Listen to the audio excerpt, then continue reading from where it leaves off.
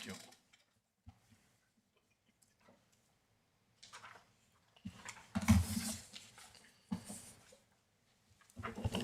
All right, good afternoon, everyone, and welcome to the regular scheduled Tabor Town Council meeting for August 18th, 2025.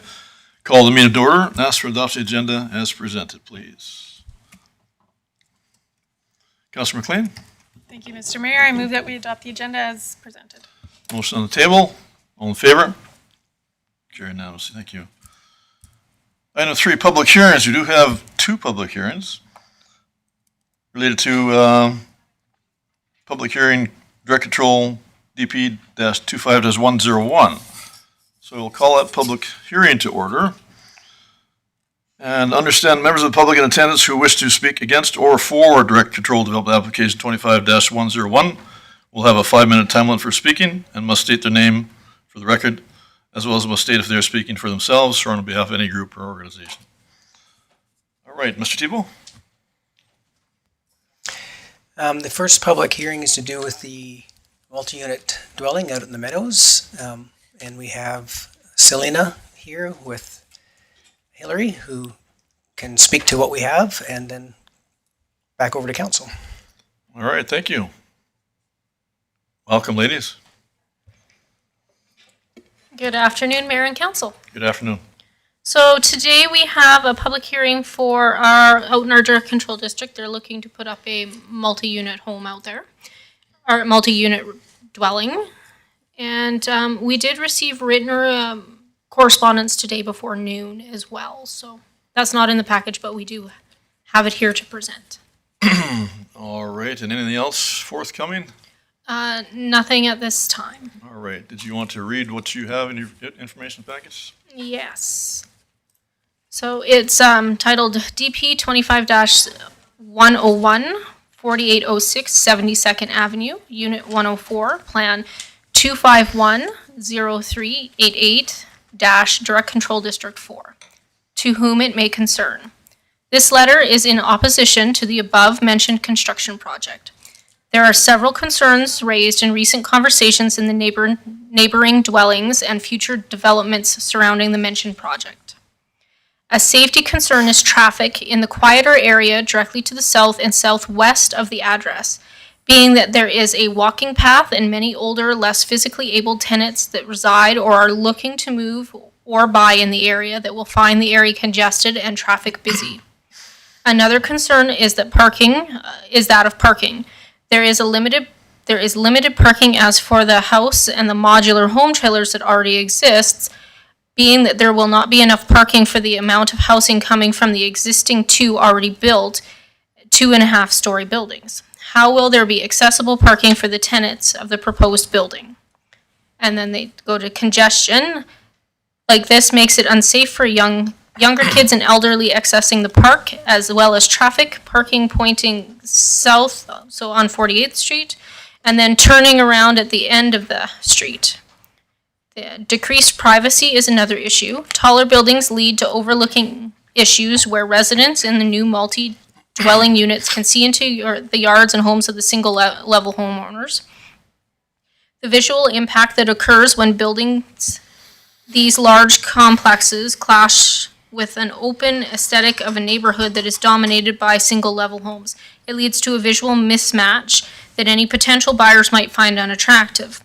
It also changes the sense of community from a more intimate residential atmosphere to a more urban, impersonal feel.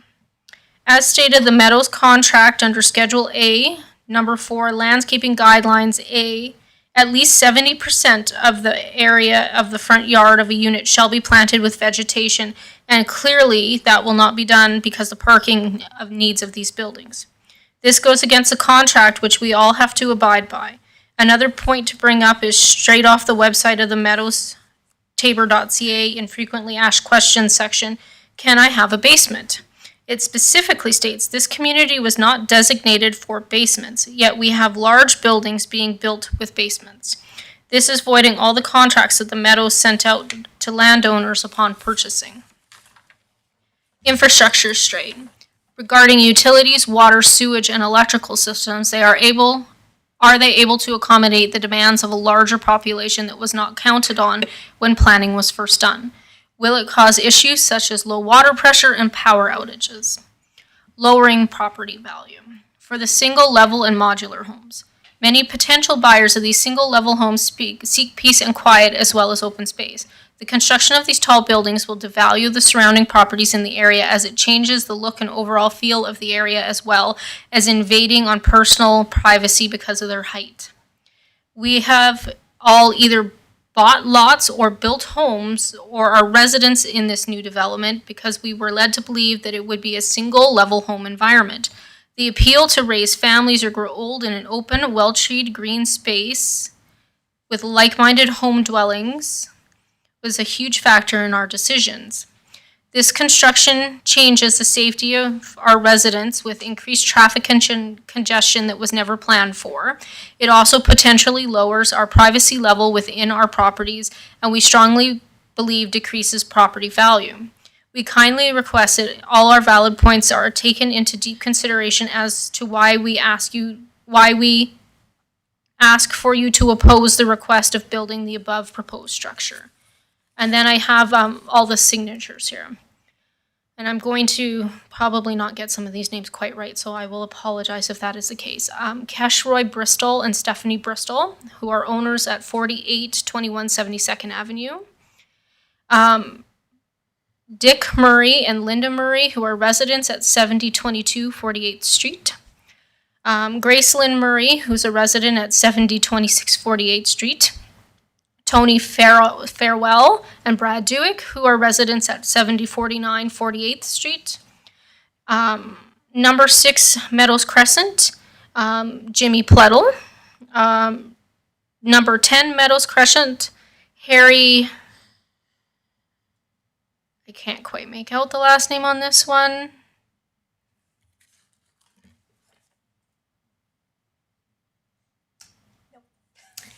We're going to go with Harry, who's a resident. Number 34, Meadows Way, is Susan.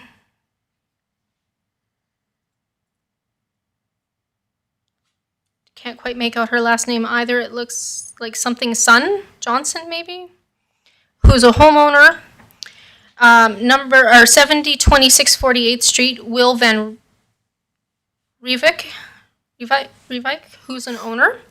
7022 48th Street, Stacy Murray and Sean Murray, who are owners. 7034, Henry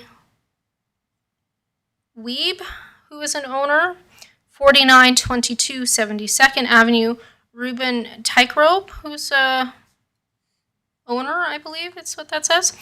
7037 48th Street, Helena Lowen and Willie Lowen, who are residents. 4922 72nd Avenue, Erica is the resident. And then at 4922 72nd Avenue, Darcy Hertz is the owner. 4822 72nd Avenue, Peter Thiessen is the owner. And at 7038, 7042, and 7046 48th Street, Jake Colther is the owner of all three of those properties. So, and they have all signed for this letter. There is a text message that accompanies this from Peter Thiessen, who's the owner of lot 4822 at 72nd Avenue, that just gives permission for the person who arranged the letter to have his signature on the letter. All right, thank you, Selena. Hillary, anything to add at your end?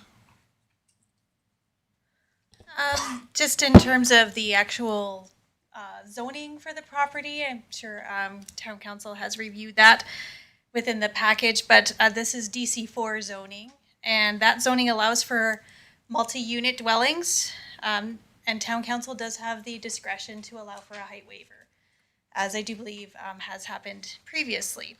So, and those amendments were made under the bylaw 5-2023 amendment to the land use bylaw, which allowed for multi-unit dwellings, duplexes, multi-unit, and row housing to be allowed within this direct control 4 district.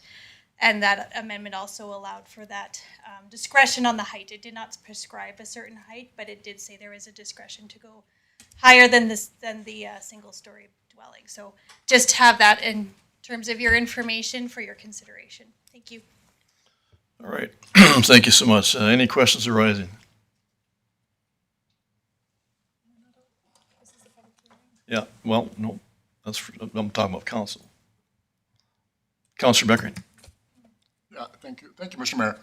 Thank you for your presentation. Is this located right across from the present multi-unit building that's already in existence there, Celine? Is right across kitty corner from it, perhaps, or? Through Mr. Mayor to Councillor Beckering, I do believe this is a public hearing, and that would be a question that would be better asked during the council portion. I don't think this is something we can technically do. Yeah, fair enough, fair enough. You're right, I guess so. That's my bad. I started that. I did. I apologize. No, I should apologize. I'd apologize. I started that. So you're right. We will get to that in the next step for sure. Thank you. Okay, anything else on that note? Okay. All right, thank you. With that, is there anyone in attendance wish to speak against direct control bylaw application 25-101? Good afternoon. Sorry, could you just make sure the mic's running and just state your name again, please, if you would? Sorry about that. That's all right. So just want to point out a few things and appreciate Selena for doing up the letter or reading the letter for us that we got the homeowners to sign in the residents. One of the things I really want to stress about that area is it's a sense of community over there. Everybody that lives there is 100% does not like those things. It's not that they belong somewhere else, just not there. Everybody agrees with the mobile homes, the one slab houses, 100% they fit there. We're all looking out for our kids, our elderly families. I actually moved our in-laws into the one house from Lethbridge to be in that quiet setting over there. My daughter moved from Lethbridge into that same area for the quiet setting to start her family. That's why we're really opposing this and really don't want that to happen, because you add another fourplex, that's, what is that, eight more vehicles traveling through with the already two that are up there. So now that's 24 vehicles for 3 buildings. We got young kids running all over the streets. It's great to see, and we want to stop that. To answer your question, it is directly across. And the other thing is, we've actually had multiple elderly folks drive through that community. They've stopped at my father-in-law's house. They said, "Can we look at your house?" We showed 5 different people the house. They love it. Then they ask, "How about those twin towers? Is there more of those coming up?" They said, "If there is, we don't want it." That's all I have to say. And I appreciate everybody. I have to sign here, I believe.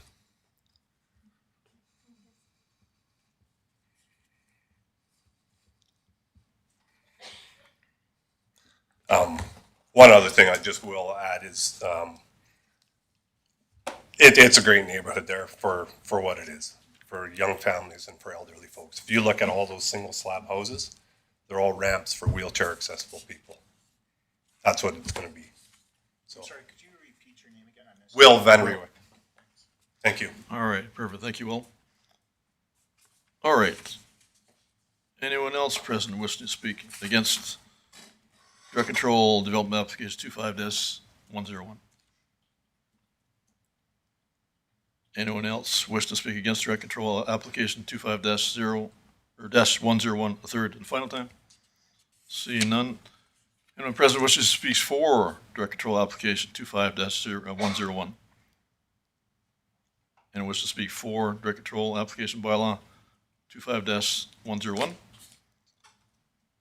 And for a third time, anyone wish to speak for direct control development application 25-101 a third and final time? Seeing none. All right, just to ask for close of the meeting, except for information, please.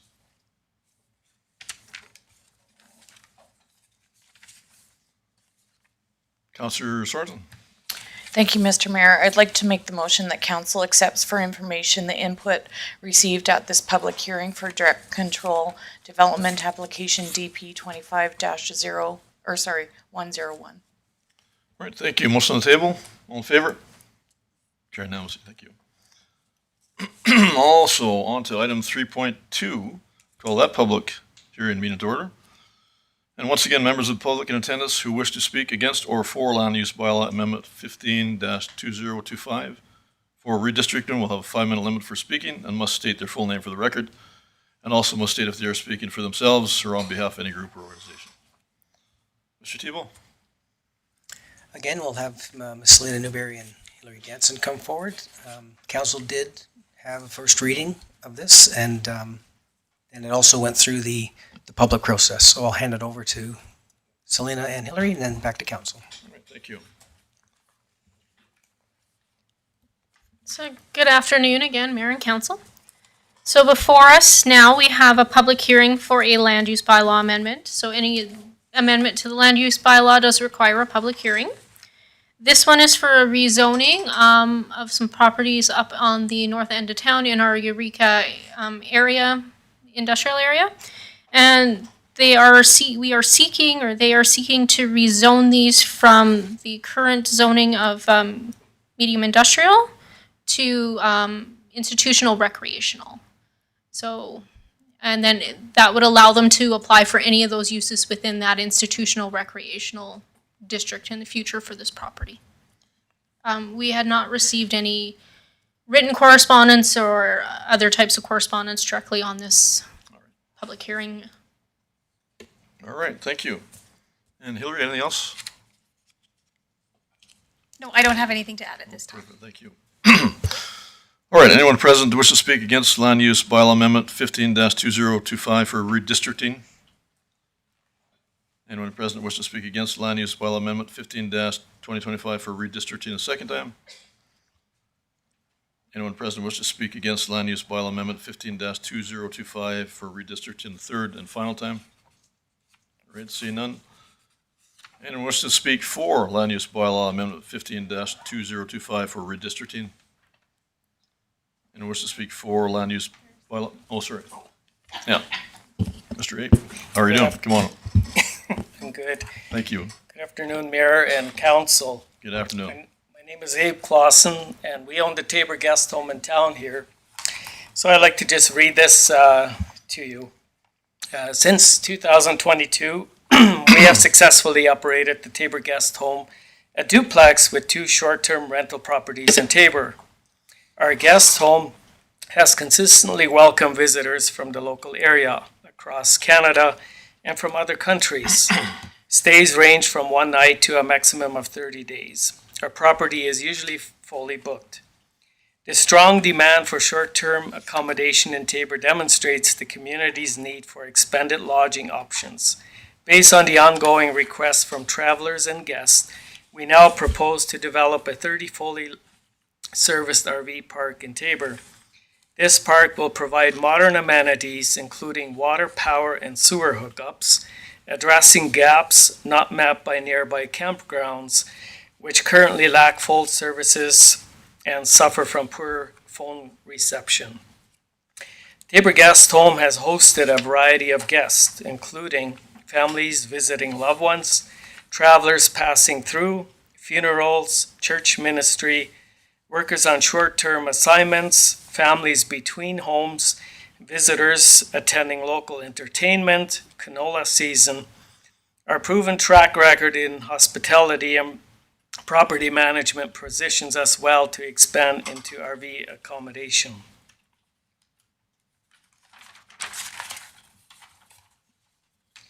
This will accommodate a growing number of travelers who prefer the flexibility of RV living but expect modern, reliable services. Tabor attracts a steady stream of visitors for families, work, and leisure. In addition, annual events generate significant short-term accommodation demands. Key events in 2025, in April, we had the Classic Pro Rodeo. In July, we had the Summer Games. We had Cornstalk, the Old Man Mayhem next race, Tabor Tough, Alberta Motocross Championship races, and then in August we had the hockey camp, and then this week with Cornfest, October we have the Pheasant Festival, and then the Christmas activities. These events underscored the need to expand accommodations options in Tabor, particularly for travelers requiring serviced RV lots. In conclusion, the proposed Tabor RV Park will fill a critical gap in the local accommodation market. With our experience running the Tabor Guest Home and the growing demand from both local events and traveling guests, this project is positioned for success. We look forward to working with community stakeholders to bring this vision to life and to continue welcoming guests to Tabor in a modern, well-serviced environment. Thank you. All right, thank you. Anyone else present wish to speak for Amendment 15-2025 for, sorry, yes, that's correct, for redistricting? Second time? Anyone wish to speak for Bylaw Amendment 2025 for redistricting a third and final time? All right, seeing none. Ask for a motion to accept that for information, please. Councilor Renford. Thank you, Mr. Mayor. I'll make a motion that council accept for information the input received at this public hearing for land use bylaw amendment 15-2025 for redistricting. Thank you. Motion on the table. All in favor? Carried unanimously. Thank you. All right, moving on to item 4.1, minutes of regular council meeting, July 21st, 2025. Mr. Tebow. Administration has no adjustments for the minutes. Back to council. All right, thank you. Any questions arising, comments, concerns? Someone prepared to make that motion. Councilor Firth. Thank you, Mr. Mayor. I move the council adopts the minutes of the regular meeting of council held on July 21st, 2025 as presented. Thank you. Motion on the table. All in favor? Carried unanimously. Thank you. Item 5, business arising. There are none. Item 5.1, notice of motion, golf cart usage. Mr. Tebow. At a previous meeting, Councillor Bruin had brought forward our first kick at the can for this notice of motion that we're trying out. Administration was able to find a golf cart trial Traffic Safety Act study that was provided by the Alberta government. So what would happen now is I would hand it over to Councillor Bruin and he would explain to the rest of council why this was brought forward. All right, thank you. Councilor Bruin. Thank you, Mr. Mayor and Mr. Thiel. I brought this forward because being it's this town of Tabor and the beautiful golf course, and there's a lot of people have been asking why they are not allowed to ride on the roads with the golf course, to the golf course. We know it happens already. I don't think anyone that lives around the golf course doesn't drive to the golf course now in their carts. And I'd like to open that up and give it a trial period and see how it works. We do have some of these little, I don't know what you call them, mobile accessible cars that people are driving around town, Gojos or something they're called. Starting to see a number of them around town for the disabled to drive around, and they're really no different than a golf cart. I would just really like to give a shot at the can with this one and see if we can make it work. All right, thank you. Any questions arising? I might add to that, we did try this, it's got to be 4 or 5 years ago.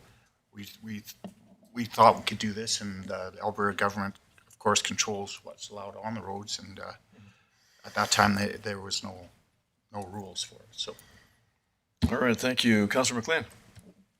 Thank you, Mr. Mayor. I just have a couple of questions.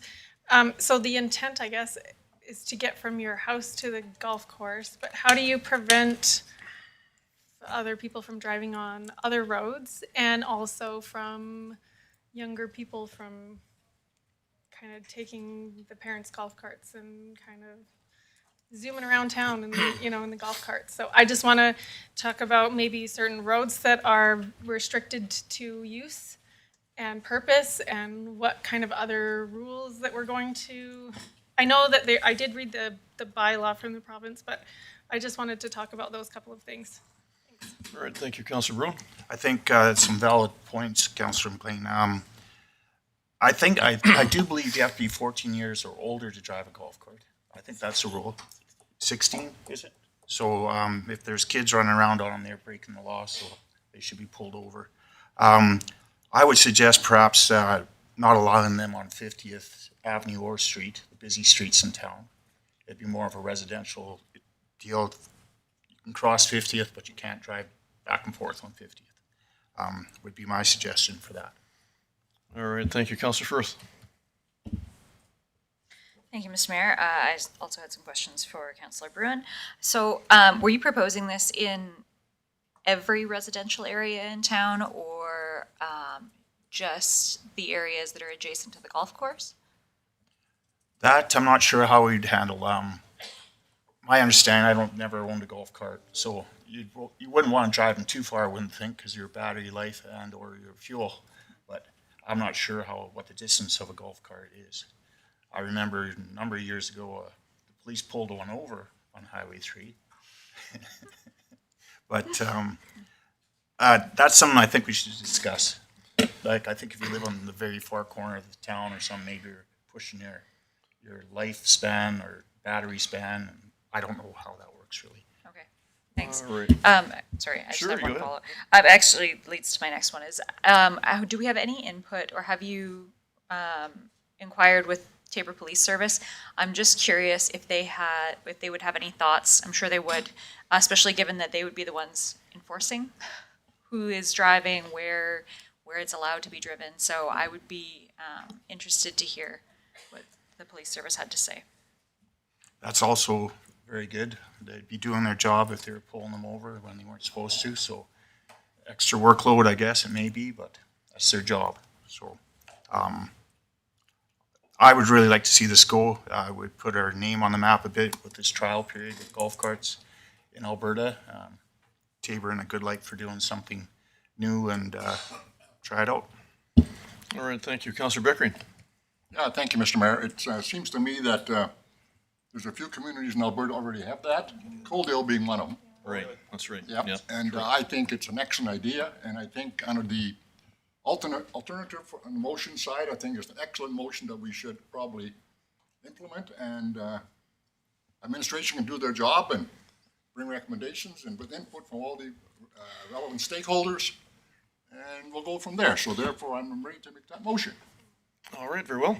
Thank you, Mr. Chair. Oh, sir, hang on, just wants to. How about Jack wants to make, you want to make it? Go ahead. All right, you go ahead, Counselor Beckering, you bet. Yeah, thank you, Mr. Mayor. I'll move the council directs administration to investigate the feasibility of permitting golf carts on designated municipal roads in the town of Tabor, including a review of relevant provincial legislation, safety and liability considerations, potential infrastructure or enforcement impacts, and best practices from comparable Alberta municipalities, and to report back to council with findings and recommendations. All right, thank you. Counselor Rufford, any question? I was just gonna say I support it too, just like Garth did, and go forward with it.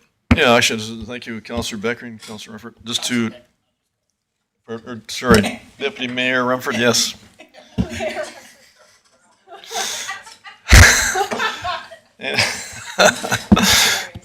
Excuse me. Counselor and Deputy Mayor, how's that? All right, so, losing my train of thought here. Yes, just for information purpose, a year or so ago, I just happened to be at the Coaldale Golf Course when they were having a meeting by chance. I had no idea what was going on, but they were talking about just that. The pilot program was coming up. So at that time, they hadn't started that. And as I understand, as Counselor Becker said, Coaldale does have that. And as far as I'm aware, there's no trouble with it. Unless it's something internal that we're not aware of. But I think I would support that also, Counselor Bruin. And all things considered, the old service working elsewhere, there's a good chance it can work here, so why not try it? Counselor Bruin. Thanks, Mr. Mayor. I think probably Coaldale's been breaking the law with the golf carts, and they just got away with it, so that's good. I really think it's something we should really look hard at doing. I think it'd be, even for the seniors that use it, so I think it'd be great. All right, thank you. So we do have a motion on the table. Any further discussion? All in favor? Chair unanimously. Thank you. On to item 6, bylaws. Item 6.1. Second and third reading for land use bylaw amendment 15-2025. Mr. Tebow. So this bylaw amendment directly links with the public hearing that we had, item 3.2. One first reading already happened, so it's back in front of council for second and third reading. All right. Any questions arising, comments?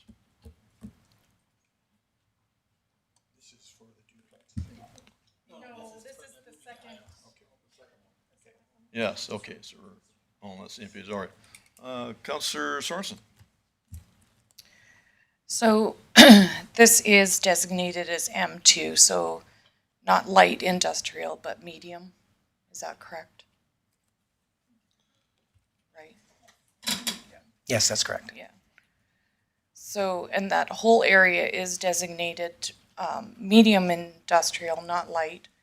And so I'm fully support this project. Like, I think it's amazing what was proposed to us today, but I don't believe it's the right area. I would be opposed of placing it in this area. I would foresee some problems with people that are traveling here to Tabor and then all of a sudden put in a medium industrial area, just with the noise and what other factors that are taking place in that area. So I would be opposed to this. All right, thank you. Counselor Effort? Thank you, Mr. Mayor. We always need affordable housing, but, there was sometimes it's not in the right spot, like maybe what's happened in times before. Abe Clausen is a great guy. The company is the right company to be doing it, right? I do commend administration on putting it in the paper, but I think some more time to think about it, would be good.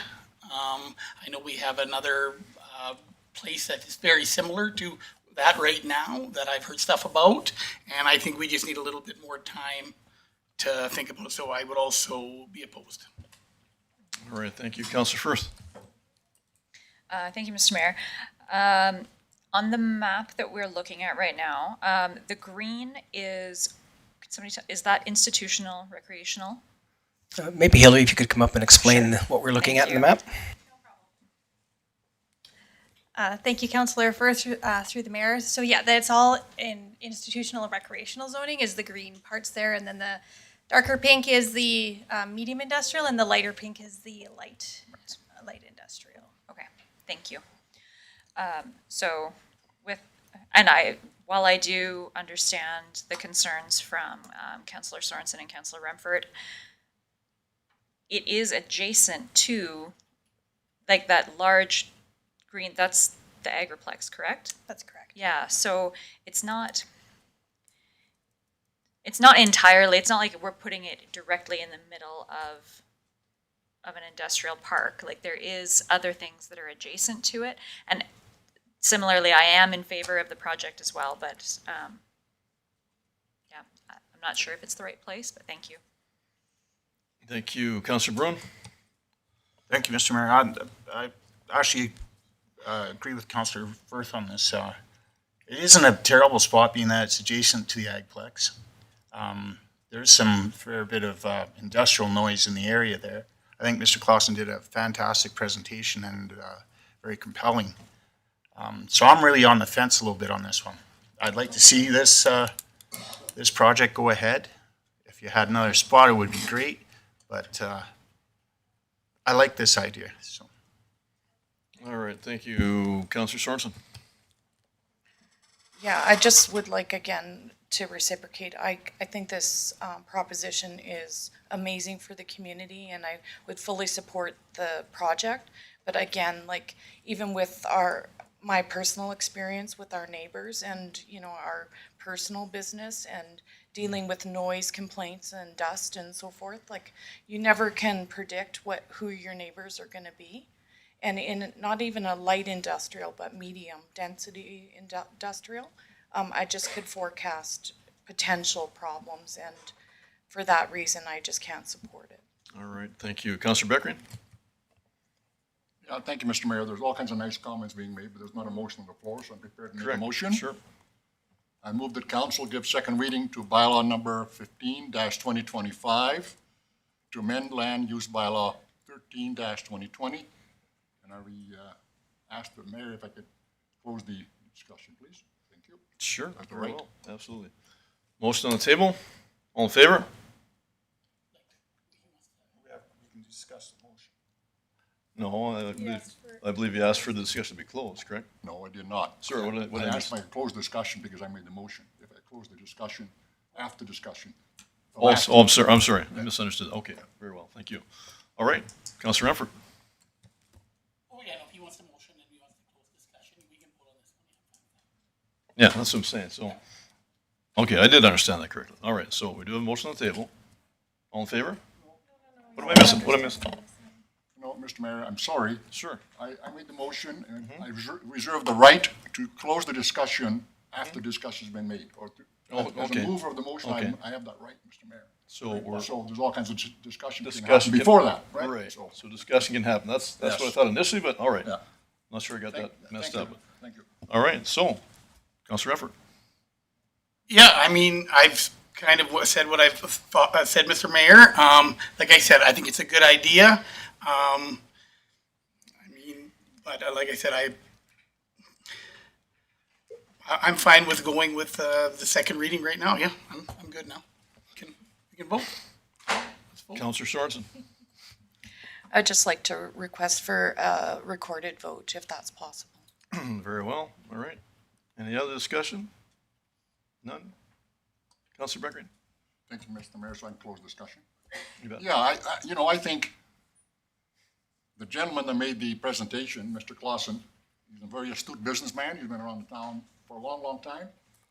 If we can overlook the location, we certainly should be able to do that. I mean, he makes decisions based on all kinds of situations where it might not be pleasant or it might not be the best for everybody, but he's the guy that's putting the money up to do this, and I think it's an excellent project. Whether it's the right place or not, who am I to say? And it's a temporary residential RV situation, so it's not like his house is going to be built there. So what's the problem? I speak in favor of that motion. All right, thank you. Motion on the table. Any further discussion? All in favor? Opposed? Carried. Thank you.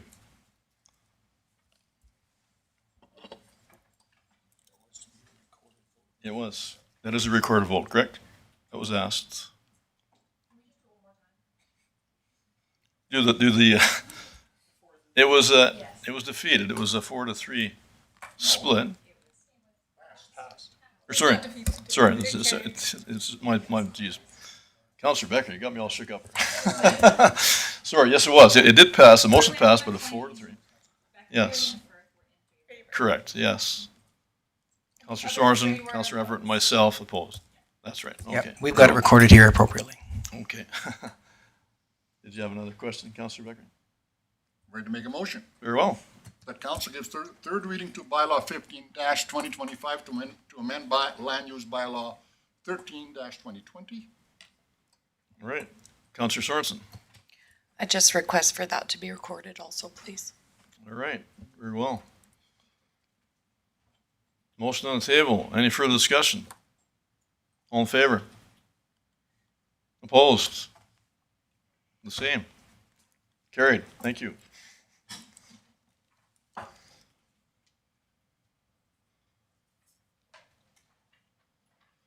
All right, on to item 6.2, proposed investment incentive bylaw. Mr. Tebow. So we'll have Ms. Amy Allred come forward. This is not a new bylaw, obviously, but there's been some adjustments made based on some lessons learned. All right, thank you, Amy. Good afternoon, Welcome. Council. As you're aware, the investment incentive bylaw is commercial and industrial properties a 5-year tiered exemption on their municipal taxes. This includes the increased assessment on a commercial or industrial renovation that increases their assessment value by at least 25%. So we're here to present a recommended change to how we calculate the investment on renovations. So currently, the bylaw states that the application must make a capital investment to expand, improve, or renovate the non-residential property, resulting in an increased assessment value by at least 25% by the end of year 2 from when the development permit was issued. The reason for the change is that there's more factors involved in the increase of the assessment value from year to year than just construction costs or renovation costs, such as market value increases. It's quite actually a calculation that finance does. And it's made it difficult for applicants and for us to confirm if the project might qualify before they even start at the beginning of the program, and we wouldn't be able to confirm it until the year after occupancy, which is a long time to wait for them. So to simplify the process, we put together some alternate wording that says the applicant must make a capital investment to expand, improve, or renovate the non-residential property with a building permit value of at least 25% of the current assessment within 2 years from the date the development permit was issued. So Superior Safety Codes uses a construction cost estimator that is applied to their building permit, and we could use that value to determine their eligibility straight from the beginning, so that we wouldn't have to wait till the end and see what the market does. We would be able to answer their questions, and we'd be able to be a little more confident in that as well. So there's no other changes recommended at this time, just that one statement. All right, thank you, Amy. Mr. Tebow. And I just wanted to add for council's information that when I mentioned lessons learned, we had something come forward, and this individual believed that they would be qualified. We believe that they would be qualified. In this particular instance, there's probably not a whole lot more that could have actually happened to the building, and they fell short because of the assessment calculation and what we have to change and back out. So it didn't feel really fair, and it didn't feel like it was actually accomplishing what it is that we thought council was wanting to accomplish on the outset. So that's what brought this forward. All right, thank you, Councillor Sorensen. Thank you, Mr. Mayor. And Ms. Elrod, is this, like, we aren't the only community that's doing this type of investment incentive? Right. So would this be fair in saying that this is a comparable thing that other communities are assessing their values for? Yeah. Okay, thank you. All right, Councillor Effort. Thank you, Mr. Mayor. Mr. Tebow, did the persons that did this, would they be able to reapply, or is it too late? Yeah, the person that this affected would be able to reapply. It would be at council's purview to approve or not approve, but yes. All right, thank you, Councillor Firth. Thank you, Mr. Mayor, and just through to administration, thank you for bringing this forward and making that change. I think that it clarifies it, and it's still in the spirit of the proposed, like the investment incentive bylaw. As a business owner, if I was going to renovate and not know whether I qualified for it or not for 2 years from the start of like that. So thank you for that. I appreciate it. All right, thank you, Councillor Sorensen. Thank you, Mr. Mayor. I'd be prepared to make the recommendation that council gives first reading of the proposed investment incentive bylaw 18-2025. All right, thank you. Councillor McLean? Same, all right, thank you. Motion on the table. Any further discussion? All in favor? Carried unanimously, thank you. Item 6.3, proposed update on audit committee bylaw. Mr. Tebow.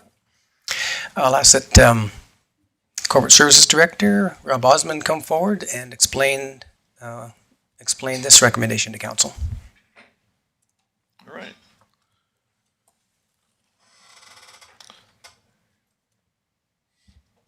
Thank you very much, Council. So I've put together an amendment to the Audit Committee bylaw. When I first started with the Town of Taber a few months ago, it was right at the presentation of the financial statements. And at that time, there were some comments made when those were brought back for approval by council that it was unfortunate that not everybody was able to participate in that audit committee because of the information that's reviewed there and its relevance to all of the things that we do as an organization. In addition to that, the provincial government had royal assent on the Municipal Affairs Statutes Amendment Act. Included in there was a refinement of a previous requirement of the legislation that clarified, in addition to the existing rule, that administration was to provide information to all of council when they provide it to one council. They've now kind of tightened that up with a timeline of 72 hours. So the expectation is that if administration provides information to fulfill a request of a councillor, that it is shared with the rest of council within 72 hours. And so I thought, given the comments that council had made at the time, in addition to the changes coming out of the MGA amendments, that it would be appropriate at this point to consider amending the audit committee bylaw to have membership of full council. That would essentially just change those audit committee meetings to include all of council, and then we would have the ability, if the opportunity arose or if council liked, to address some of the financial audit committee stuff in council if it was more timely or met with the time availability in the meetings. So that's the proposal I have before you. All right, thank you. Any questions arising?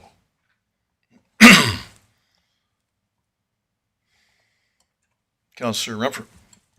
Thank you, Mr. Mayor. So we do our organizational meeting in October, and a couple of councilors sits on the audit committee is how it is.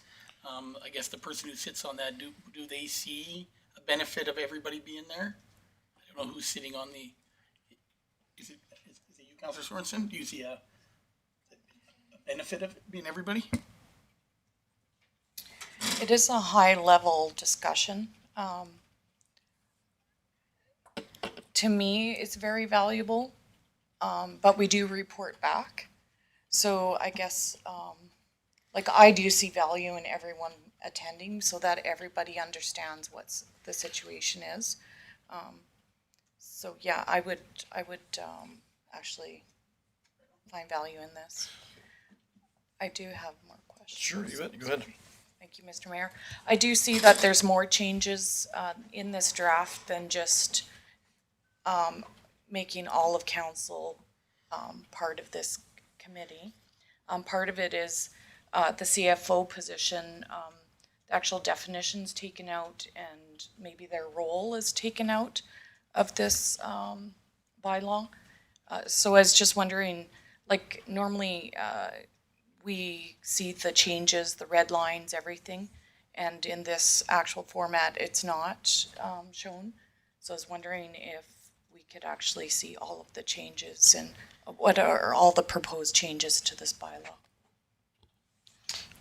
My apologies. I thought that I had included the red line, but obviously it's not there in front of you. The change was from a chief financial officer to the director of corporate services. So reflecting the position that we have in the organization, that's the change. But I can certainly bring the red line. If it receives first reading, when it comes back, I can include the red line so you can see all those. Any other questions? Councillor Beckery? Thank you, Mr. Mayor. Having sat on the audit committee many, many, many years, I think there is considerable value for all of council to attend if able. Now, I can foresee perhaps that the committee would be incorporated into a regular council meeting for an audit committee, for a full audit committee of council reports. So rather than have an additional meeting, I can see it being incorporated into a regular meeting. I think there's enough time for that. So that eliminates another committee, which is a beautiful thing. With that, I'm prepared to make a motion because this is only the first reading anyway. So All right, the very well. council gives first reading to bylaw 19/2025, revised audit committee bylaw to reflect that council will serve as the audit committee. All right, thank you, Councillor Beckery. And just for myself, speaking in favor of the motion, I'm not opposed to it at all, I'm definitely in favor. I guess just to comment, Mr. Osmond, that currently the audit committee is of three, with three members, myself, Councillor Beckery, and Councillor Sorensen, and an alternate as Councillor Firth. So currently, all 7 members can attend any meeting, correct? So it's not to say that it's just the 3 of us that attend an audit committee meeting. If another councillor wanted to come in, you're more than welcome. So saying that, I'm just wondering about the flexibility option if somebody chooses not to. I guess they could still choose not to attend even if there is 7 as a requirement. But saying that is what I'm getting at. It's definitely that way now. We would never not allow a council member to, just because we're the audit committee. You know what I mean? Yeah, so the way that the bylaw is written, there's certainly nothing that would suggest that a councillor would be refused to allow attendance.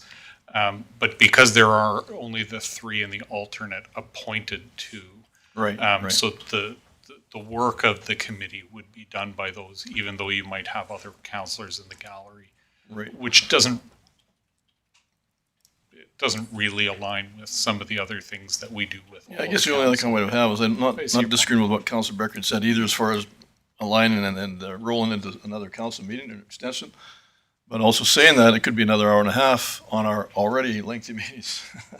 So, but it's not to say we couldn't do it, but I'm still speaking in favor of the motion, bottom line. All right. Any other questions? Motion on the table? All in favor? Carried unanimously. Thank you.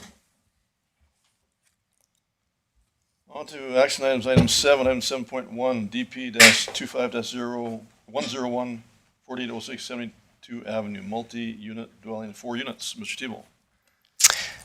So this directly relates to the public hearing that we had earlier. I'll ask Hillary and Selena to come forward again, and maybe there's some questions council has thought of since the public hearing, or something they'd like to address. So, all right, thank you. Councilor Bruin? Just a quick question or ask, can we put that up on the screen, the actual Google map of that area? Can you do that, Mr. Tebow? Oh, there you go. Okay, thank you. Do we have a larger view of that area? Like Google Earth or something? Yeah, I could look for that while they get talking. I'll pull up Google. Thank you. Good afternoon, Mayor and Council. Good afternoon. So today we have a direct control application. This one is for a multi-unit residence in the Meadows. So this one is for 4 units. So we've given 3 options for, we've made a recommended motion and then 2 alternatives. And you'll notice there's always a number of conditions in our recommended motion that would relate directly to concerns and things we may have had with this particular application. So as for the background, we received this application. It's discretionary, which in this district, so it comes to council for the decision. There's a significant height variance for this particular project. So it's at 9.86 meters in height, and the maximum height for this district is 4.5 meters. But again, that's a variance, and that's within your power to choose to give or not give. This was a comprehensively designed condo plan. It was intended for modular homes or manufactured homes, all to be like slab on grade style or on pilings. None of these were designed to have basements. This is an area where there is a higher water table. So the initial geotechnical report that was done out there was done under the under that information that this would all be manufactured homes on pilings. There would be no basements, so there was no further work done to determine what types of foundations and stuff would be required, which is why most of the development we've seen at this point has been that slab on grade home that we added in as a use, and the manufactured homes. And these are kind of the first of this other style of home that we're seeing. There's no specific standards in the DC4 condition or district for this type of development, so all of the requirements, all of the standards would have to meet your council's discretion. So the intent in this community was designed to be affordable or attainable low-cost housing. We've heard it called a number of different things over the years. The idea was that it was not necessarily to be really large single-family homes. It was designed to be that entry level to help people get into the housing market. Or designed to be, if you're a senior and you're looking to reduce the size of your house and, downsize, it'd be a great option for that. So in this area, there is a possibility that there could be a high water table on any number of these properties. So in order to develop a basement, there's going to be extra things that would come up under building code, soil bearing tests and stuff like that they would need to provide. And we have actually included an informative towards that in the permit conditions if it is approved. that we would request, that we would add in to make sure that the developer knows that they would still need to, they might need to have engineering and stuff for their foundations, depending on what the water table is like in that location. And it has been a wet year, so usually this, if you're going to have troubles with water, it'll show up more in a wet year.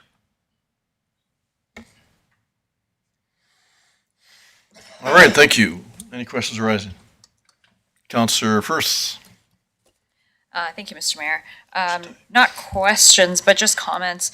The height variance on this, like, and as Ms. Newberry mentioned and Ms. Jansen, it is within our purview to be able to grant a variance, but 119%, like 5.36 meters, that's not a small variance. That's more than twice as big or twice as tall as it's supposed to be.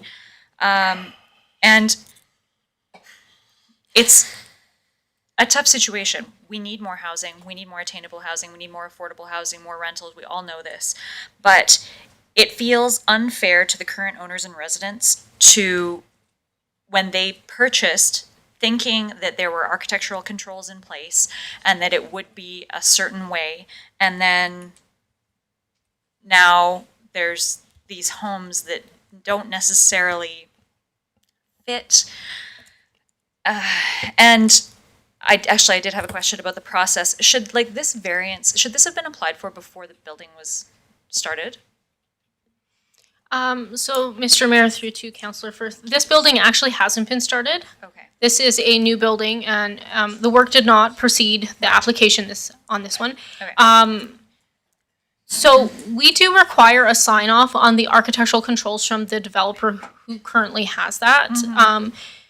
Architectural controls are an interesting thing. They're not a statutory document. They're a civil agreement between the two parties. So if our land use bylaw says you can have a building that is 7 meters in height, but they have an architectural control that says you can only have 5 meters, then we can still go with our bylaw. But in this case, this 5 meters in height is actually, or 4.5 meters is a standard in our bylaw. So then it is a variance. Okay. If it were under their architectural controls, it's not a variance from us. Like, that's a civil matter that would need to be met between parties. So, Okay. A lot of the design considerations, some of them are under their architectural controls and not necessarily specific to the bylaw, but others are in the bylaw. Okay. Thank you. Councillor Bruin. Thank you, Mr. Mayor. I like the project. I like the duplex idea. I hate where they want to put it. There's so much land out there. I think they could choose a better place. Move it maybe closer to where the other units are. I believe, if I'm reading that picture right, that little white, can you show me on that, Darren, where it is? Yes, and if you go further down, I guess to the south, where are the other two big buildings he's put? They're right across the street. I would like to see them even further that way, towards the outskirts of the modular homes. I don't like it there. I do like the whole principle of the duplex, but I can't support it being there. It's in that location. Thank you. Councillor Beckery. Thank you, Mr. Mayor. Again, there's no motion on the floor, so I'm prepared to make a motion. Very well. I'm going to the alternative though, Mr. Mayor. Sure. That council does not approve development permit DP 25-101 for multi-unit dwelling, 4 units at 4806 72nd Avenue, Unit 104, Condo Plan 2510388, with the reasons, and I'll state them. The existing development does not conform to section 3.22.3, parental 4D of the Land Use Bylaw 13/2020, and number 2, the existing development may unduly impact the use, enjoyment, or value of adjacent parcels. All right, thank you. Mr. Mayor, and if I'd like to make a comment on that also, Very well. there is some benefit to what Councilor Bruin said, and I could agree with that, but we're not discussing that at this time, though.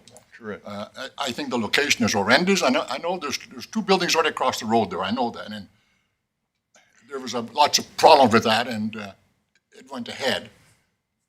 Being that what it is, let's not make another wrong, let's not make another wrong move here. You know, I was really impressed with Mr. Van Ruwijk's presentation and the signatures of all those people that live there. For heaven's sake, let's listen to that. Thank you. All right, thank you. Councilor McLean. Thank you, Mr. Mayor. I was going to say a lot of what Councilor Beckering said. There's no sidewalks out there either, so that is also a concern for me with all of the congestions that's in the area. And so you have, like was presented to us, a lot of kids out there, a lot of seniors out there. And so adding more cars, especially when you're adding a fourplex, is a lot. And so the safety is a concern, the congestion is a concern. I didn't like those other buildings being put out there either. And so I am also opposing this one as well. Thank you. All right, thank you, Councilor Sorensen. Thank you, Mr. Mayor. And just a comment that I think we should listen to the residents of that area. And I do believe it's too dense of a residence that's being proposed, and so I would oppose it also. All right, thank you, Councilor Rowan. Oh, I think everyone else pretty much covered what I was going to say. I did have a question though, that since it's no longer, we no longer own that land, I believe it's another person that owns it. Are the meadow rules still in effect out there? Would they be, or is it's not? Please. Sure. To Councilor Bruin through the mayor, yeah, the architectural controls are on title. So they stand, like Selena was mentioning, on between the developer and the condo association. So they stand and they have the opportunity to not allow for that development to occur.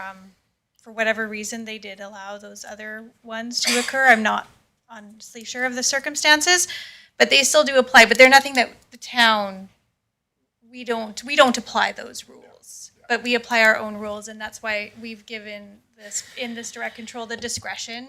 It's discretionary, not permitted, so that's why we have these robust conversations here. I was just unsure of if they still had the condo association out there, and Yes. so really the group of citizens that own property out there could have halted this project. Depending on how their condo board operates, potentially, yes. Okay. But there is probably, like, the architectural controls are usually handed over to the developer who's developing the lots. It's not necessarily the board that's deciding on them at that time. Usually the board will come into play once the community is developed out and say somebody wants to change their siding or put on a new roof or want to enhance the park. So there may be a transitionary period, but I think at this point in time, it's directed towards the original developer who is the sign off, not necessarily all the residents that are Okay, there right now. thank you very much. All right, thank you, Councilor Renford. I support Councillor Bruin's motion. Beckering's motion.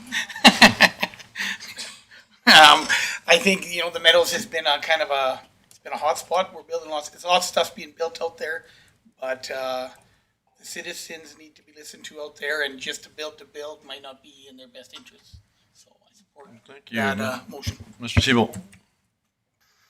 Just a bit more information around Councillor Bruin's question. Right now, the town and our partner actually hold a majority for the condo association out there. So if there was a condo meeting, it would really be between the town having the majority and the folks that live out there. So we haven't sold enough lots for there to be the split that creates that we would constitute to have a meeting at this point in time. But we're getting really close with all the activity that's going on out there. So just wanted to provide that information. That's why it didn't happen through a condo association meeting at this point. Okay, thank you, Darren. That's what I was wondering, have we ever had a condo association meeting? So it's a little strange that way. All right, thank you for myself. I'm also opposed to this going forward and would support Councilor Beckering's motion. I have to say, can't say I disagree. I agree with everything that all the residents said here. They're completely accurate. I'd say the same thing if I lived out there. So it's, I don't know if there's some miscommunication somehow this came to this, but just out of curiosity, how much higher is this proposed building than the two existing ones out there now? 5.36 higher? Okay, yeah, that's sky high. Yeah, well, Thank you for that, Councillor Ruth. But that's, yeah, I don't see that as acceptable at all. It's the other two, as Councillor Becker indicated, caused grief all the way around. And no, I can't support that going forward. So I do support Councillor Becker's motion. Any other questions arising? Motion on the table. All in favor? Carried unanimously. Thank you. All right. On to item 7.2, community notice board for garage sales. Mr. Tibble. The two people that just left might want to come back because I'll have them speak to the notice board for garage sales. So there's been lots of chatter around town. My phone has also had a few phone calls and related to the board that is no longer located over at the Civic Center parking lot. So this is in regards to that, and I'll let Selena and Hillary speak to it. All right.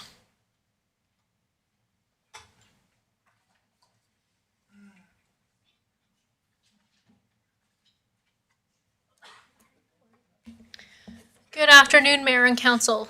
So, the Planning Department has received a number of calls regarding the bulletin board that was in the parking lot, where it had gone, a number of inquiries.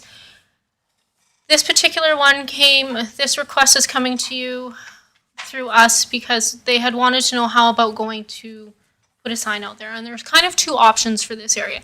They could apply to do it as a portable sign because portable signs could have technically third-party advertising on them. Or they could apply to, if they wanted a community notice board, they could apply to make a request of council to direct it to be put there because those are exempt from needing a development permit under our land use bylaw. It's in section 6.2.1.62, subsection 1, subsection R, subsection I. There's a specific line that says that a community notice board, any other type of certain signage erected at the direction of council is exempt from needing a permit.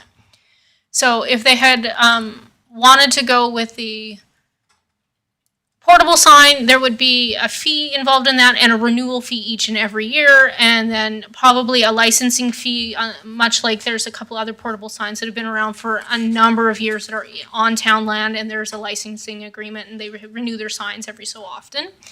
But they did request to come forward with the, making the request of council to direct a community notice board to be placed in this particular location.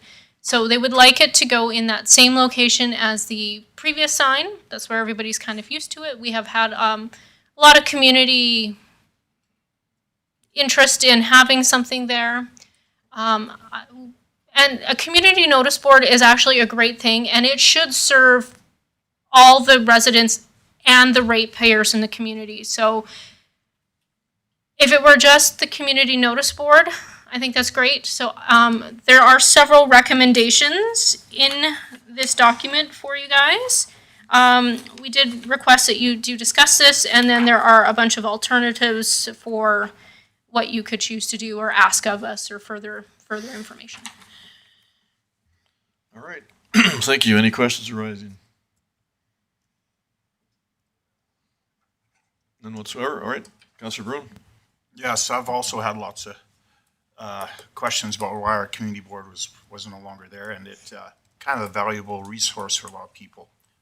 Garage sales and whatnot. You see people going there every weekend on the morning to see where they're all at. So I'm really happy to see that there.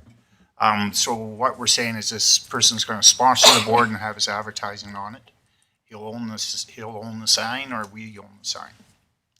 I believe they would own the sign, and so the way it's designed, it's one side would be a notice board, the other side would be like a billboard, so it'd be advertising on town property, which we kind of stopped allowing quite some time ago. So it would be something you guys would have to decide. Yeah, that it bothers me a little bit.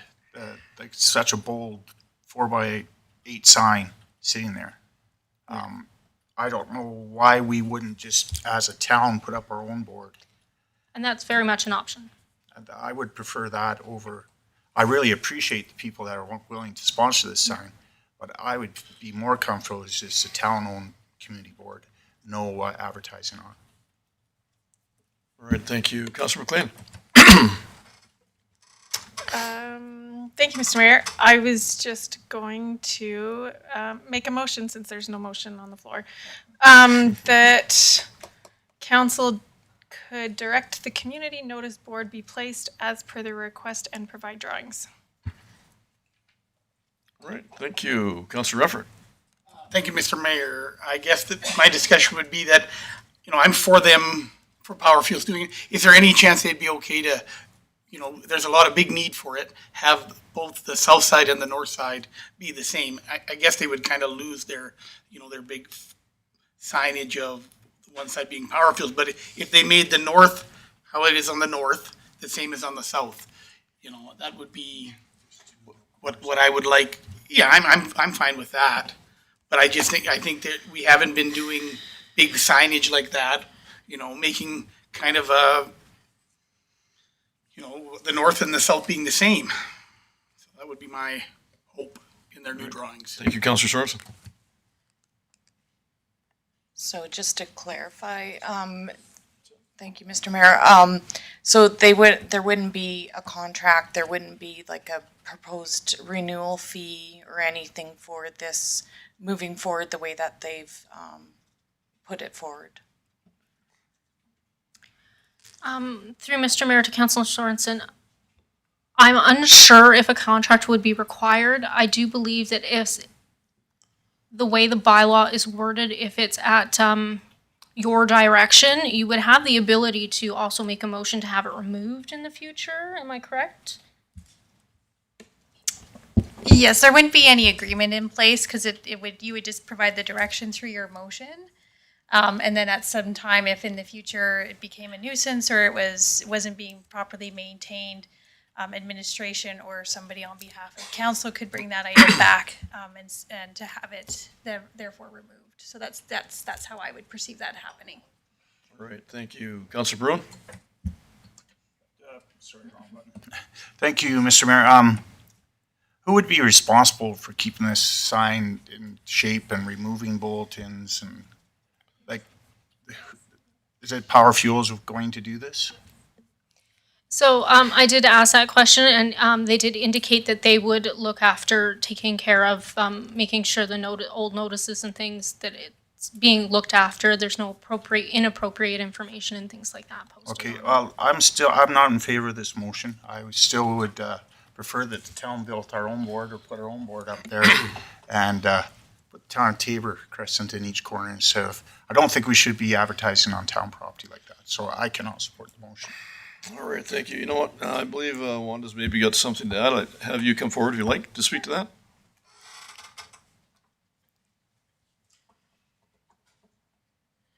Good Hi, afternoon. Mayor and Welcome. Council. I'm Wanda Renner. I'm an employee of Power Fuels.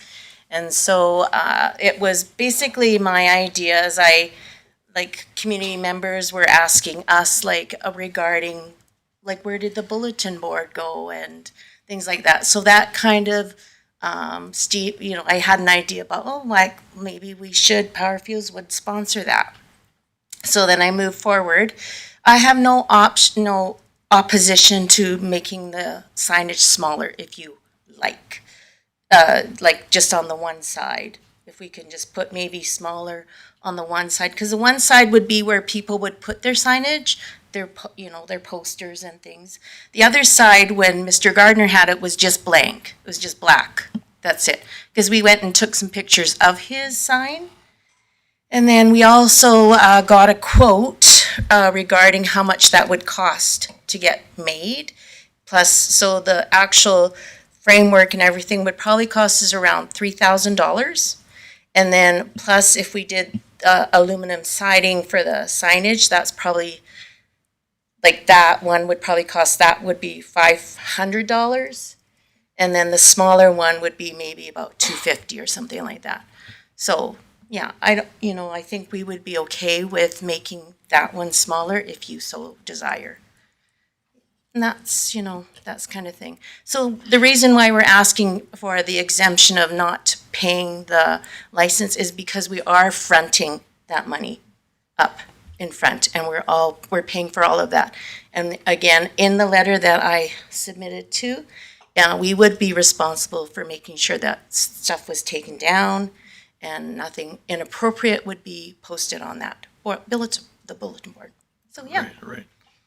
And thank you, Wanda. You know what, I'd have to agree. I know where Councilor Bruin's coming from. I don't disagree with what you're saying entirely, but, I think Wanda and Power Fuels is stepping up. And good for you guys. We've been tossing this around for months trying to deal with this.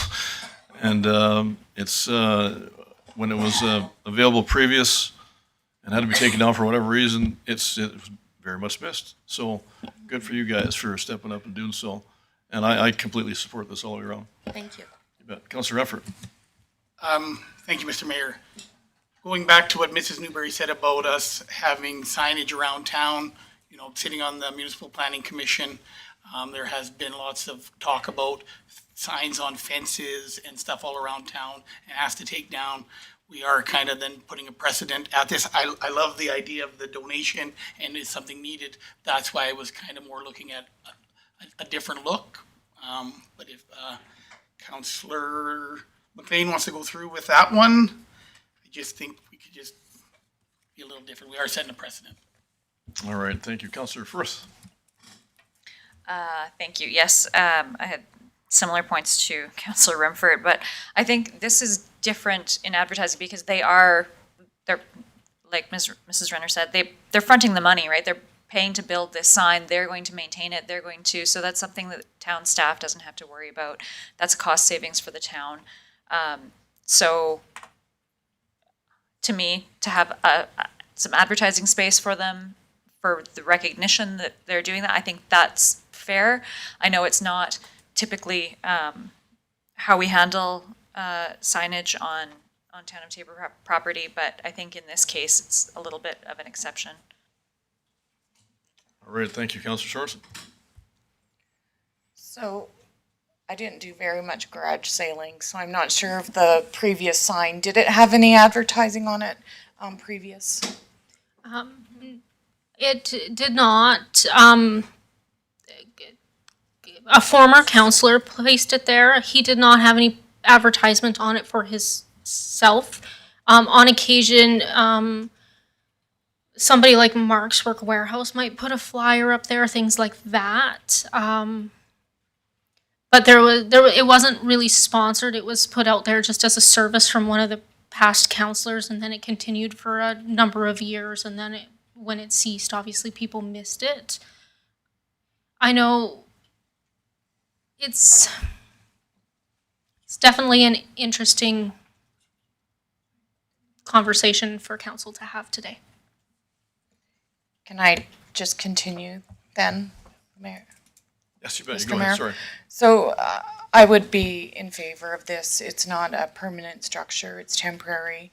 Again, they're sponsoring it. If for some reason we foresee in the future that it's not working out for us, then we can deal with it then. So, yeah, I'm All right. prepared to vote, yeah. All right. Thank you, Councilor Bruin. Thank you again. Thank you again, Mr. Mayor. I'm thinking back, we used to have the big sign in the civic parking lot, Coca-Cola or something, wasn't it, that sponsored that sign? So it wouldn't be that we haven't done this before, I guess. Yeah, it's Right. yeah, it's, I just think the town should build their own, honestly. I think Power Fuels are it's a great company for what, stepping up to do this for us is fantastic, but I think the town should buy this themselves and put it up. All right. Thank you, Councilor McLean. Thank you, Mr. Mayor.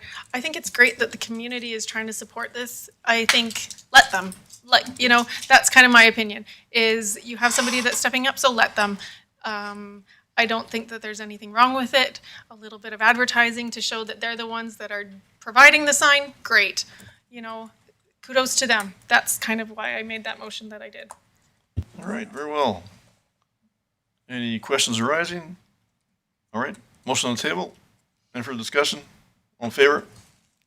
Opposed? Carried. Thank you. On to item 7.3, chain of office policy renewal. Mr. Tebow. The policy before council just being renewed as it exists has just come up for its 3-year policy renewal.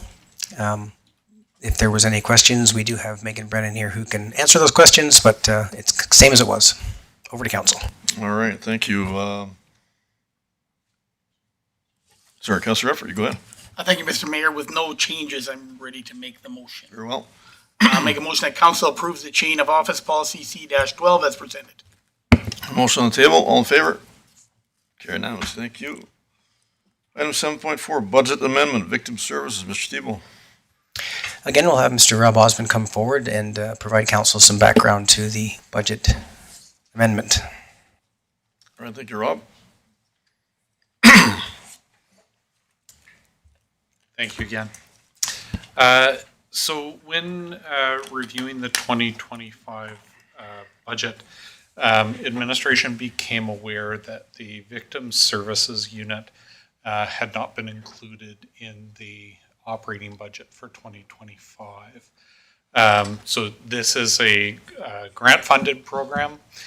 We receive a grant from the provincial government to fund the victim services program, but it just wasn't in the budget. And so what I have in front of you tonight is a budget amendment to have victim services added to the budget. So this is an existing program. It's been running for many years. It's just not in the operating budget, so we want to get that captured. Thank you, Councilor Beckering. Thank you, Mr. Mayor. No harm, no foul. Prepare to make a motion. Very well. That council approve the amendment of the 2025 operating budget of $181,407 in expenses for victim services with funding of $181,407 from the Provincial Victim Services Grant. Thank you. Motion on the table. Any further discussion? All in favor?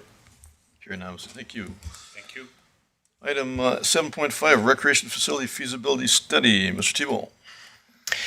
So I was going to speak to this one myself. As council is aware and is in the background, this did come forward asking council for $63,000 to fund 50% of a feasibility study with the grant that we would apply for to cover the other 50%. Knowing that this is a priority of council, the sort of the last standing priority that hasn't happened on our strategic plan just yet, there's been some difficulties getting the application into the portal. There's been some technical difficulties. It's been 6 months. So knowing how council wanted to see this move forward, I don't know if we want to wait for that technical problem to be resolved. If in fact it did get resolved, monies would still be applied for. We could put that money back towards this, but this was administration asking to see if council had any appetite to fund the other 50%, $65,000 more for a total of $130,000. So that's why it was brought back to council from administration. So over to council for discussion. All right, thank you. Any questions whatsoever? Councilor Bruin. Thank you again, Mr. Mayor. I think this is something we should get going on, and because we really would like to see a dry recreational facility in the town. So I'd be more than happy that we continue. We fund the full amount. All right, thank you, Councilor Firth. Yeah, I would agree. Happy to fund that. The only hesitation I would have is if we go ahead and fund it, does that negatively affect our ability to access this grant in the future or any other grants? Councillor Firth, good question. No, it does not. And originally, we had to go through this grant to be accepted into the Green Municipal Fund grant, which allowed for some construction cost coverage and other opportunities. The requirements are now different, and all we have to do is have a feasibility study. It doesn't have to be funded 50% through this grant to still qualify for the capital project dollars. Perfect. Right, Thanks. thank you. I don't know. Was it? I don't. Councilor Bruin. Thank you. I don't know. Thank you, Mr. Mayor. I'm guessing. No further ado, I'm prepared to make a motion. Council directs administration to move forward with the recreational facility feasibility study approving the additional amount of $65,000 to be funded from the 2025 capital reserves, totaling $130,000. All right, thank you. Councilor McLean, you had a question also? Thank you, Mr. Mayor.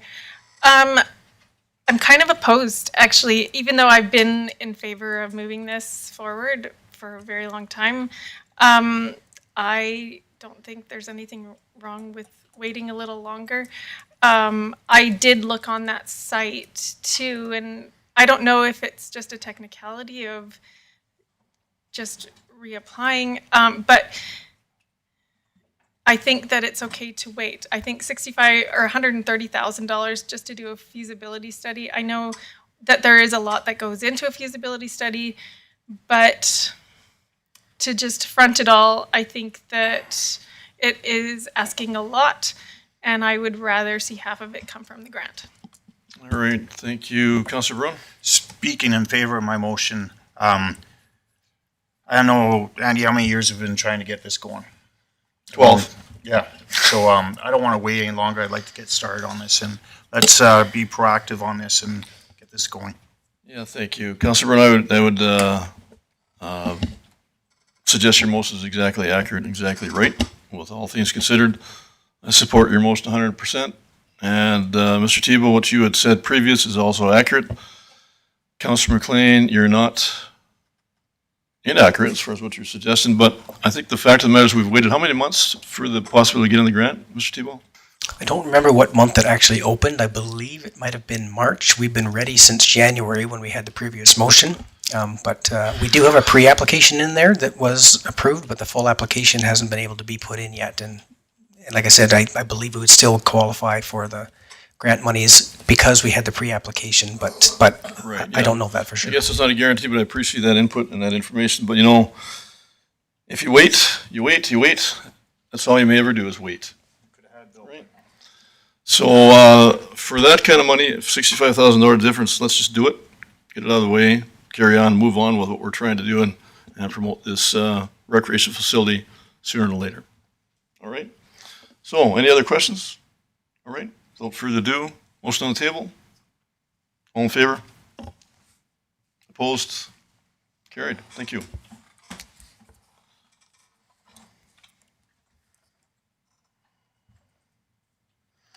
Item 7.6, Eureka Shallow Utilities, 72nd to 80th Avenue. Mr. Tebow. We'll have Ms. Sammy Allred come forward and explain what's going on, and we have Mr. Egan in support of, because it's to do with utilities. Mr. Egan was all right. Hello, Council.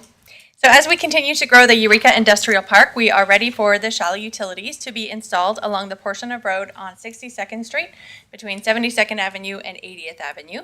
So this includes Fortis, ATCO, TELUS, and Rogers.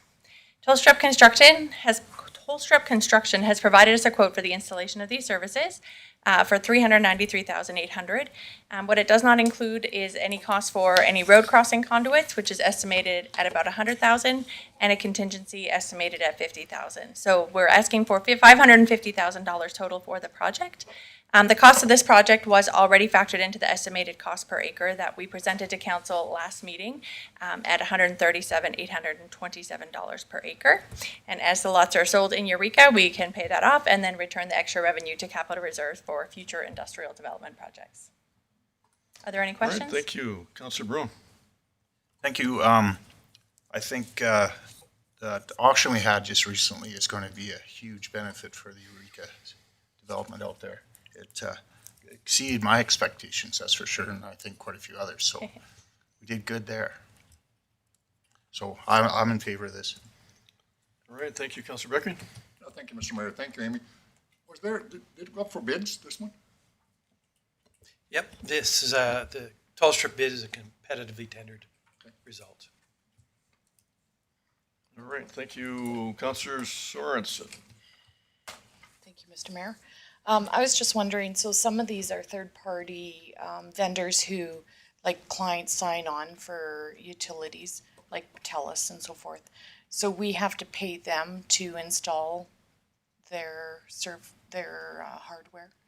That's correct. So the normal course of development, the developer, which in this case is the town, installs these utilities along with the water and the normal deep utilities. Okay. And these costs are typically passed on by the developer to the land purchaser through that agreement. So if you're buying a lot to construct a house, the cost of the road, sidewalk, street, shallow, deep utilities, all that gets passed along in the lot price.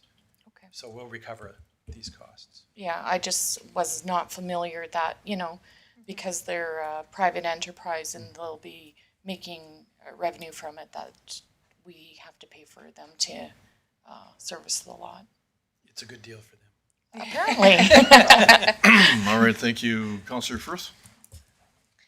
Thank you, Mr. Mayor. I am in favor of this, and I am prepared to make a motion. Very well. I move the council approves the Eureka Shalley Utilities project from 72nd to 80th Avenue with a budget not to exceed $550,000 to come from capital reserves. All right, thank you. Councillor Byrne, you had a question also? No, I was gonna make motions. All right, we do have a motion on the table. Any further discussion? All in favor? Carried unanimously, thank you. And it is just after 5 o'clock. We do have our delegation present, Mr. Thibault. So we'll move to that and then welcome our two Tabor Titans that are in attendance today, Mr. Taylor Gall and Mr. Danny Weiss. Gentlemen, come forward, please.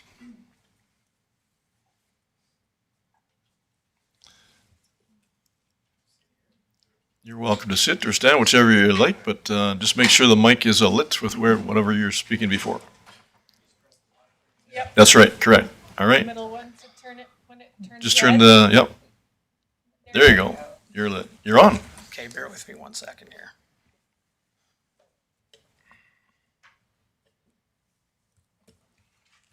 Okay, good evening, councilors, mayor. Good evening. Everyone else in attendance.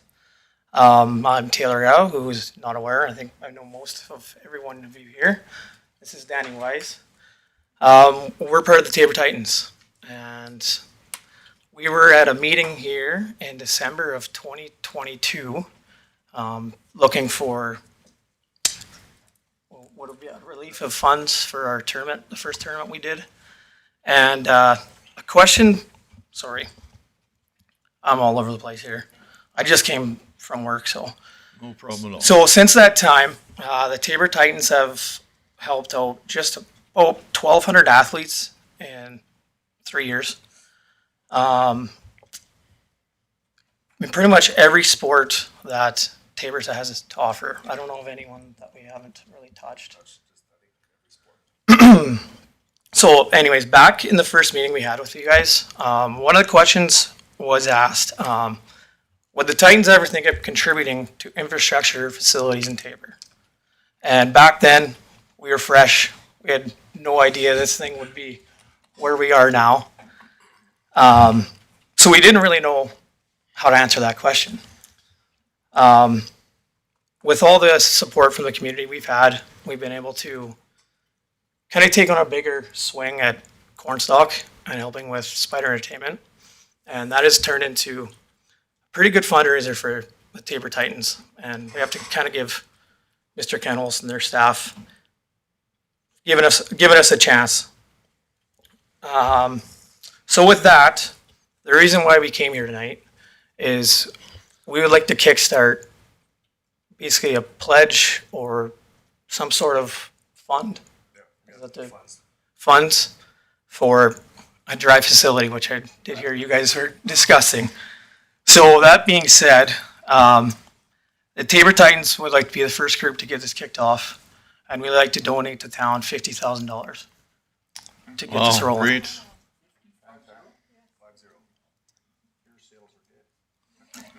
Very good. Support from the community. Yeah, and with that 50,000, I just want to make sure the council knows we have never used donor money in order to throw this to the town. This is the stuff that was all raised through Old Cornstalk, if that makes sense to you guys. So yeah, and then at this time, I'd like to ask council if there's any questions for us. All right, thank you, Mr. Taylor Gall and Mr. Danny Weiss. Appreciate that very much. Great presentation. Councilor Bruin. Oh, yeah, no questions. It's just what a generous donation you guys are doing for the town. And I really appreciate it. And the work you've done with the youth and sports, you guys started something that's really turning into something big. And kudos to you. Thank you. Absolutely, thank you. Councilor Firth. Yeah, Councillor Byrne stole my thunder, but basically the same thing. Thanks so much for all you do to support all of the kids and sports in the community. It doesn't go unnoticed, and I think like this is just the next step. So appreciate all you guys do, and thank you so much. All right, thank you, Councilor Sorensen.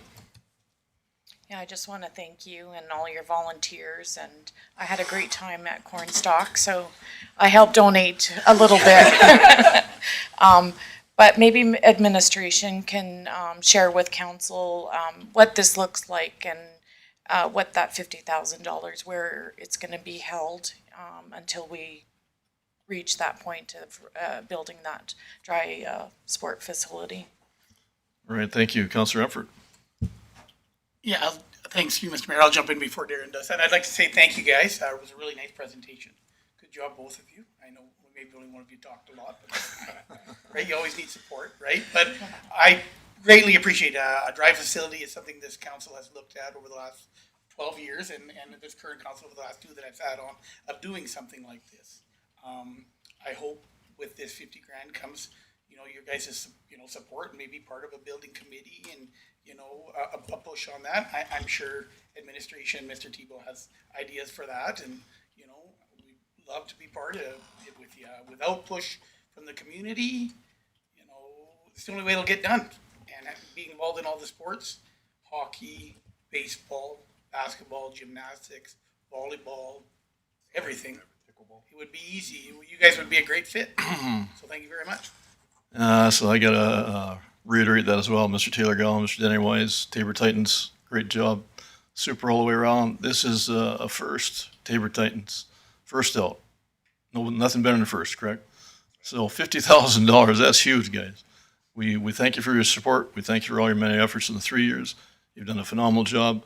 You're very well known, and more to come. So congratulations, thank you so much. And Mr. Tebow, did we see a check somewhere here, prop?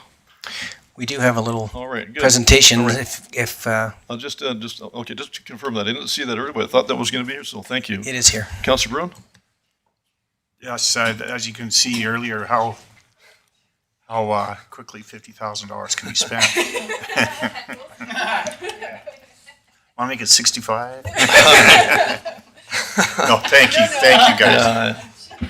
So if I could just like to get a picture with you guys and all of council, if you could. So who's going to take the photos here? Megan, are you doing that first? Oh, perfect. Cal, we got from Tabor Titans. Thank you for being here, both of you. All in attendance, this is an exciting day for the town of Tabor. And I got to say, a milestone event for Tabor. So this is the start of this multi-use dry sport facility coming to fruition. So thank you once again and congratulations. Thank you. Councilor Beckering? That's not a reality yet, Mr. Mayor. Optimistic.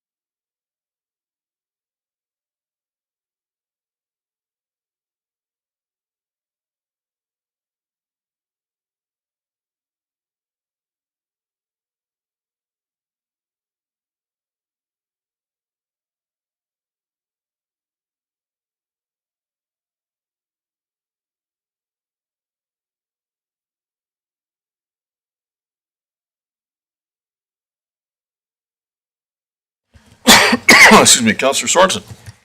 So I kind of had a question as to like, now with this donation, how is it earmarked? How is, if any other community groups wants to donate? No. So we sat in the president here, but. You know, yeah. I'm sure more will follow, Yeah. absolutely. Hope- But we're just hoping. how does something like this be handled in this type of situation? Yeah, I think, Mr. Tebow, you've had some, I believe, meetings with the Tabor Titans in the past. Maybe just add a little bit to that, if you would. Yes, so I did have one meeting with Tabor Titans. The intention of this money was to, unless something's changed, we haven't talked to them since quite a while ago, was that this was to be put into some sort of a holding account. Administration would put it into, a fund, let's say, dedicated to its own capital project. It wasn't intended to go towards a feasibility study, was my understanding. It was intended to go towards the actual construction cost of whatever might come out of a dry land facility. We did also talk about at the time, I believe we've got some program through one of our banks that allows for other like donations and tracking them, and I believe it's CIBC, and I don't know what the actual term is, but they do also capture those and provide tax receipts for them and things like that. So this will just sit in a holding account. We would probably do up some kind of a, we will have to do up some kind of an agreement that speaks to that, because I don't know how long this might take, if it actually comes to pass or not. And there needs to be some conditions put in place. The money would be returned to them if no facility ever actually came to pass. And just So- to clarify, Mr. Tebow, that's some kind of contractual agreement, should something. Yeah, we would happen have in that something regard? done up Okay. through our legal just to make sure that everything's covered off. Okay, very well. Thank you. Any other questions arise? Okay. You know what, we're beyond our usual break time, so I'd ask for most to move into our meal break, please. Motion on the table, Councilor Brecken, all in favor? Carried unanimously for 30 minutes, please.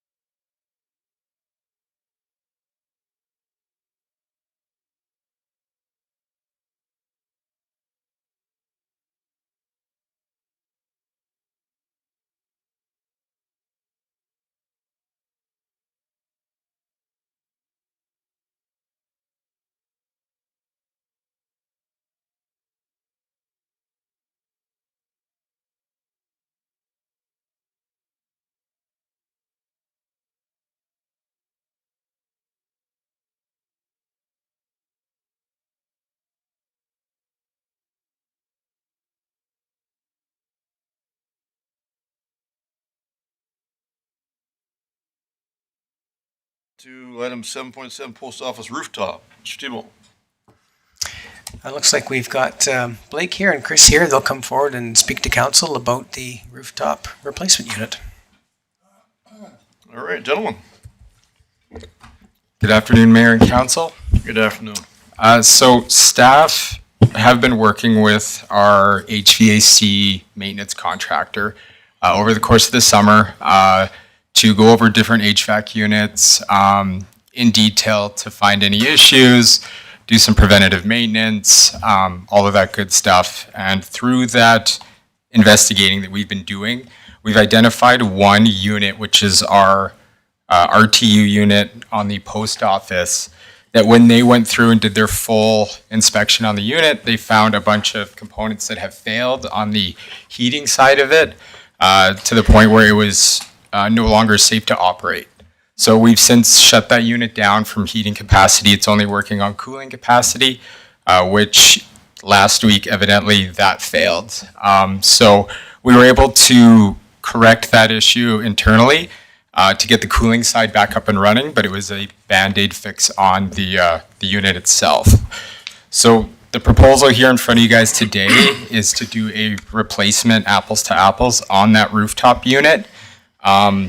There's an alternative recommendation to repair the unit, but in our best professional advice, we would say that is not. There's no guarantee that that's going to last more than a couple of years. We have no timeline on that. So based on the inspection report that was provided in the council document was to do a full replacement, and we are under the same recommendation as well. So if council has any questions. All right, thank you, Blake. Appreciate it. Any questions whatsoever, Councilor Bruin? Thank you, Mr. Mayor. Do we put this out for tender for the price on that? Like, I see it's $34,000. Yes, sir. So we didn't do a public tender, but we did get costing from our HVAC maintenance company, Ainsworth, as well as we did get additional pricing from local contractors to stay within our procurement policy. So we do have other costing as well, with one quote coming in less than what's in this council docket here. So So this is a heater and an air conditioning unit? It's that's one right. Yeah, it's a unit. combined heat and cooling system. You bet. Right. No, it's just amazing how much things are costing. All right, thank you. Councilor Becker? You good? Okay, thank you. Councilor Sorensen? Thank you, Mr. Mayor. I was just wondering how long it would take for this to be ordered and replaced. And, you know, we do have renters in that building right now. And unfortunately, summer is coming to an end. So Yes. there might be some urgency for this. That's right, yeah. So the indications that we've gotten in our quotes have been about 6 to 8 weeks for delivery and swapping out of that unit. So hence why we're here at this meeting. We identified it early in August, and yeah, we wanted to bring it to your attention at this point to get a resolution so we can work towards rectifying that before the snow really flies. All right, thank you. Councilor Sorensen? Yeah, thank you, Mayor. And then my parents just purchased an air conditioning unit, and they heard that like it's very difficult to perhaps get items with the federal government and imposed tariffs. So I'd be prepared to make a motion that council approves the full rooftop unit replacement at the post office for a cost not to exceed $40,000 with funds to come from capital reserves. All right, thank you. Motion on the table. All in favor? Carried unanimously. All right. On to item 7.8, information for council. Mr. Tebow. Okay, so in council's package, we had a highlight document. This is something new from the Taber Police Commission that they'd like council to be a part of. And so they're probably going to send this. I'm going to guess it'll be once a month. We'll see something like this from their commission. So we were asked to put it in the information for council package. So I can't really speak to it if you had any questions, but there it is. Also, item number 2 This was the sort of some of the documentation that supports when we talked about the audit committee earlier today. This is just speaking about some of those obligations, and it just came out by way of a municipal summary fact sheet. So administration gets a few of these, well, quite a few of these throughout the course of the year. This one was kind of relevant for what we were talking about tonight and relevant to council. So administration just included it in council's package. I didn't know if there would be any questions around that. I can try and field something if there was something. Okay, time's passed. Excellent. I have a question there, sorry. With the ethics commissioner, so what, are they looking, exploring it? So what would be his role? So I believe because the code of conduct has been taken away, there's going to need to be something else in place, and there is nothing in place to replace that at this point in time. And so there's supposed to be something being looked into that somehow provides another option or an avenue for addressing code of conduct type matters, and so that's what that's about. And just as sort of on the same topic, the email you sent out about the Medicine Hat report, what was that? That was they were investigated, or they asked to be investigated? Yeah, I forwarded that off to council. That was just Municipal Affairs was invited to come down and look at what was going on in their organization, as happened in other municipalities. So that was just for council's information. Quite interesting. All right, thank you. Any other questions? All right. Okay, item number 3, I'll actually have Amy come up and speak to this. So this is kind of speaking to the or the residential incentive bylaw, and I just wanted to provide council some of the data that we've got and showing what the program is up to. All right, thank you, Amy. All right, well, thank you.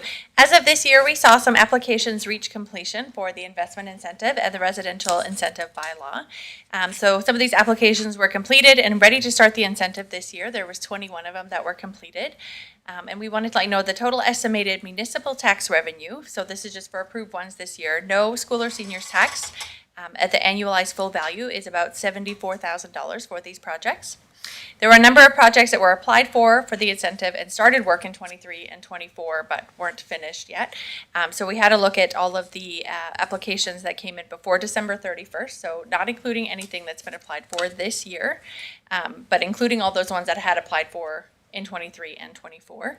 The annual estimated tax increase would be $241,000 on the municipal side. Again, no seniors or schools tax, and that's just our best guess, but we wanted to kind of give you an idea of what it looks like in the future after the incentive is done. So as we start seeing more of these come in, and we have a whole bunch of applications in 2025, it's going to keep going up, but we wanted to kind of give you a number and a frame of reference for the incentive and the growth that is happening around town.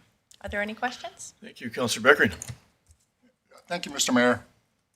Yes, Amy, has administration had any discussions regarding the end date of these incentives? Because, whenever you give an incentive to someone, someone pays for it, right?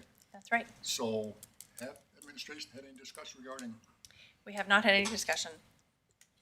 No. Mr. Mayor, if I may continue? Sure, absolutely. Is it a possibility that perhaps there might be some discussion on part of administration to make a recommendation, or?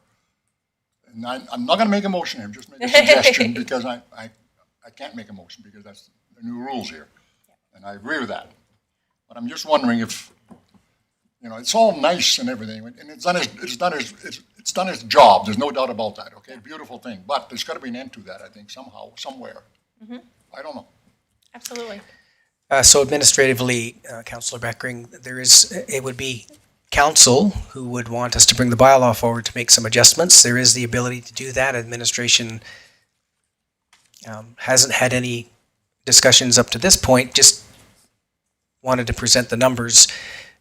We'd have to go away and just formulate something and some ideas around what council would like to see and for how long they'd like to see that. So after we see the numbers that come in 2025, maybe there's an opportunity to discuss there. Maybe council wants to discuss that before. It's totally up to council when you'd like to have that discussion, but administration is well aware that this is an incentive program, and at some point in time, incentive programs come to an end. And so whenever council is happy with what they see, if the tax base grows by another $240,000 for 2025. We're looking at a $500,000 increase to our regular tax base. Maybe it is time for the incentive to go away. Maybe there is enough housing. Maybe there is enough suites. So yes.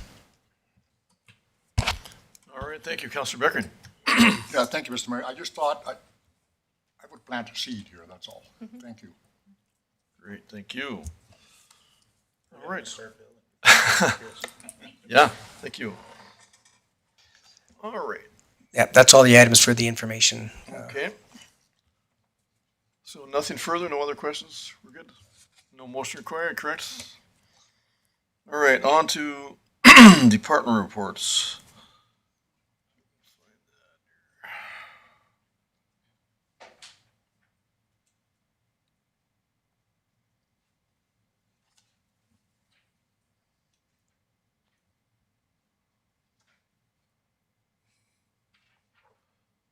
All right, let's start with Recreation Department report. Administrative Service reports. HR Department reports. CAO reports. Economic Development reports.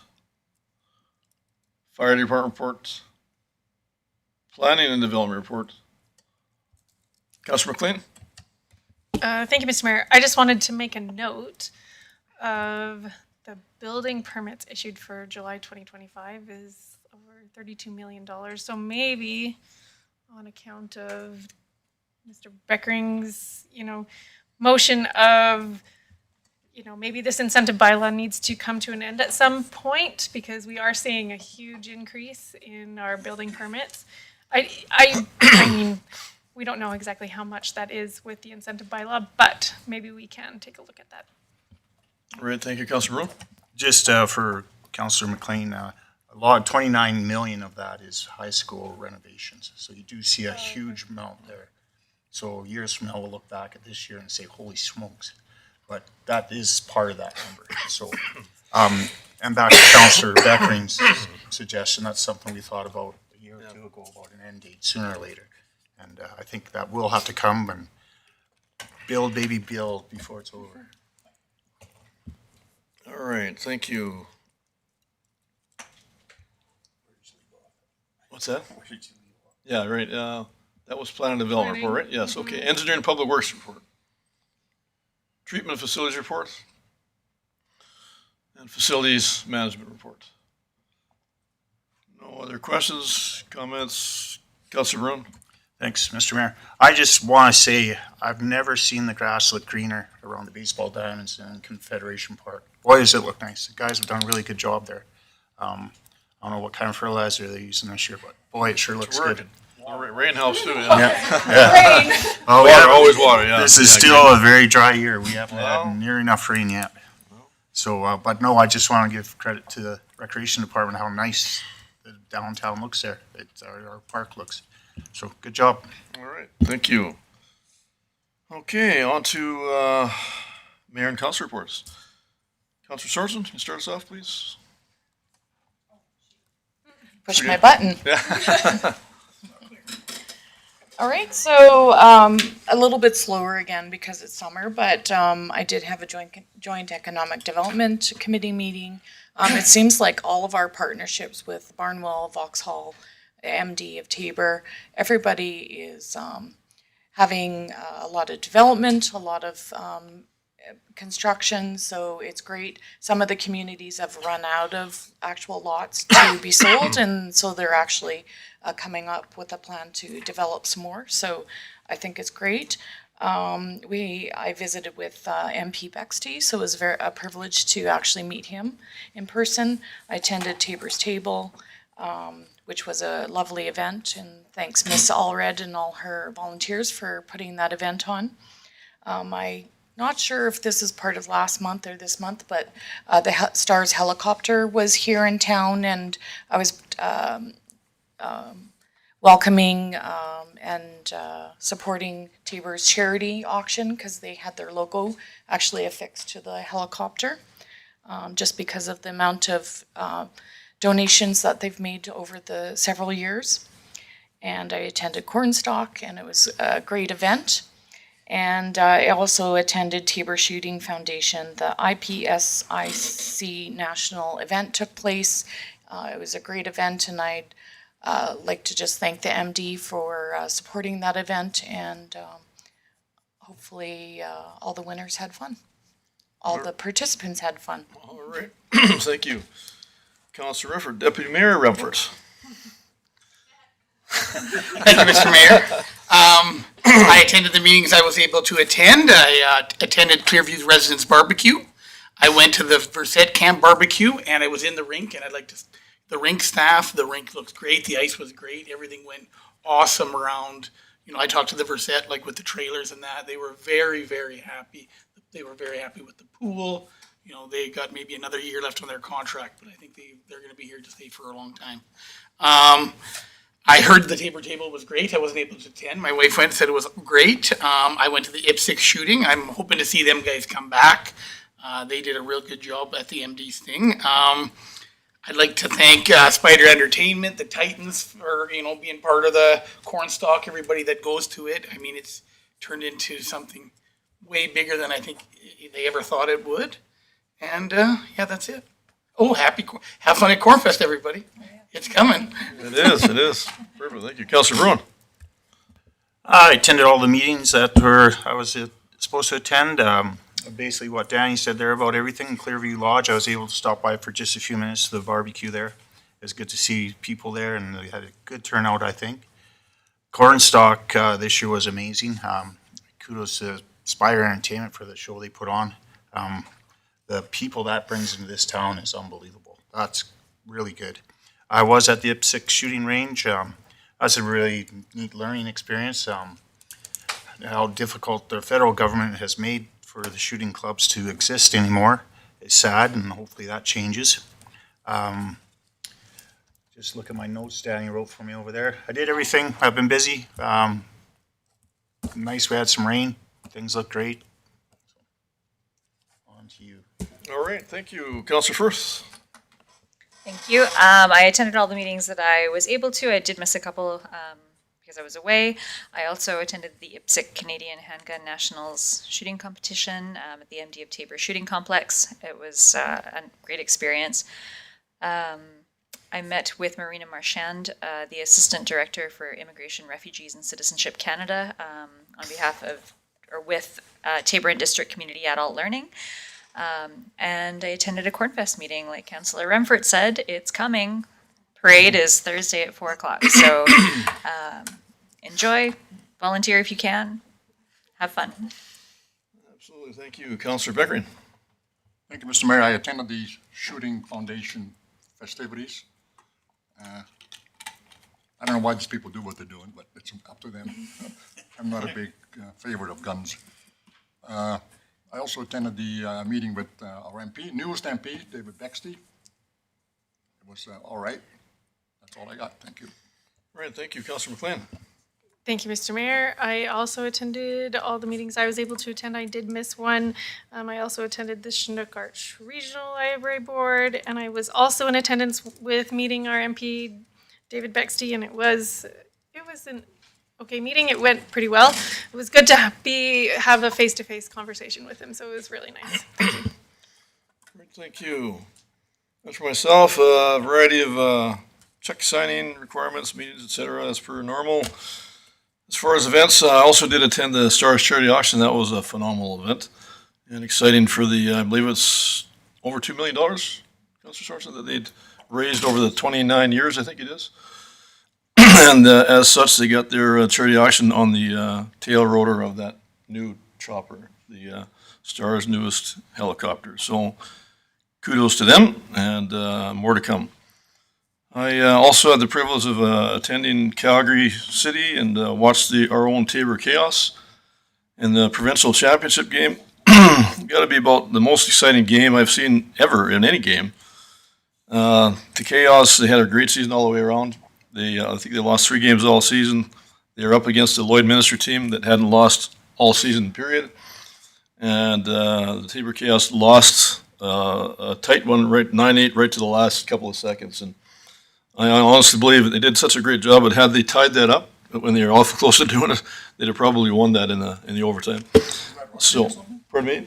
Lacrosse, sorry, yes, to clarify, it's lacrosse, and they did a great presentation for us Indigenous Peoples' Day here as well, and just did a phenomenal job there, and a great bunch of young guys, and Mr. Jared Kapner's the main coach, and several other assistants, and kids from all around the area, anywhere from 16 to 21. So they're an up-and-coming group, and lacrosse, I believe, is one of the fastest growing sports, as I understand it, in the area. So kudos to them. And also, Cornstalk, I did attend that, and again, it's great for Ken as well. And what a great job he did as well. And I think that's year 3, is it not? For Ken Holst and family and his team. Bigger and better every year, and it's, I know I saw several councils up there at different times, and more than once. So I helped the Tabor Titans slinging beer and everything else attached to that, volunteers, and we had 25 or so volunteers there, and kept everybody happy at the beer tent, and nothing but speedy service there, and nobody had to wait.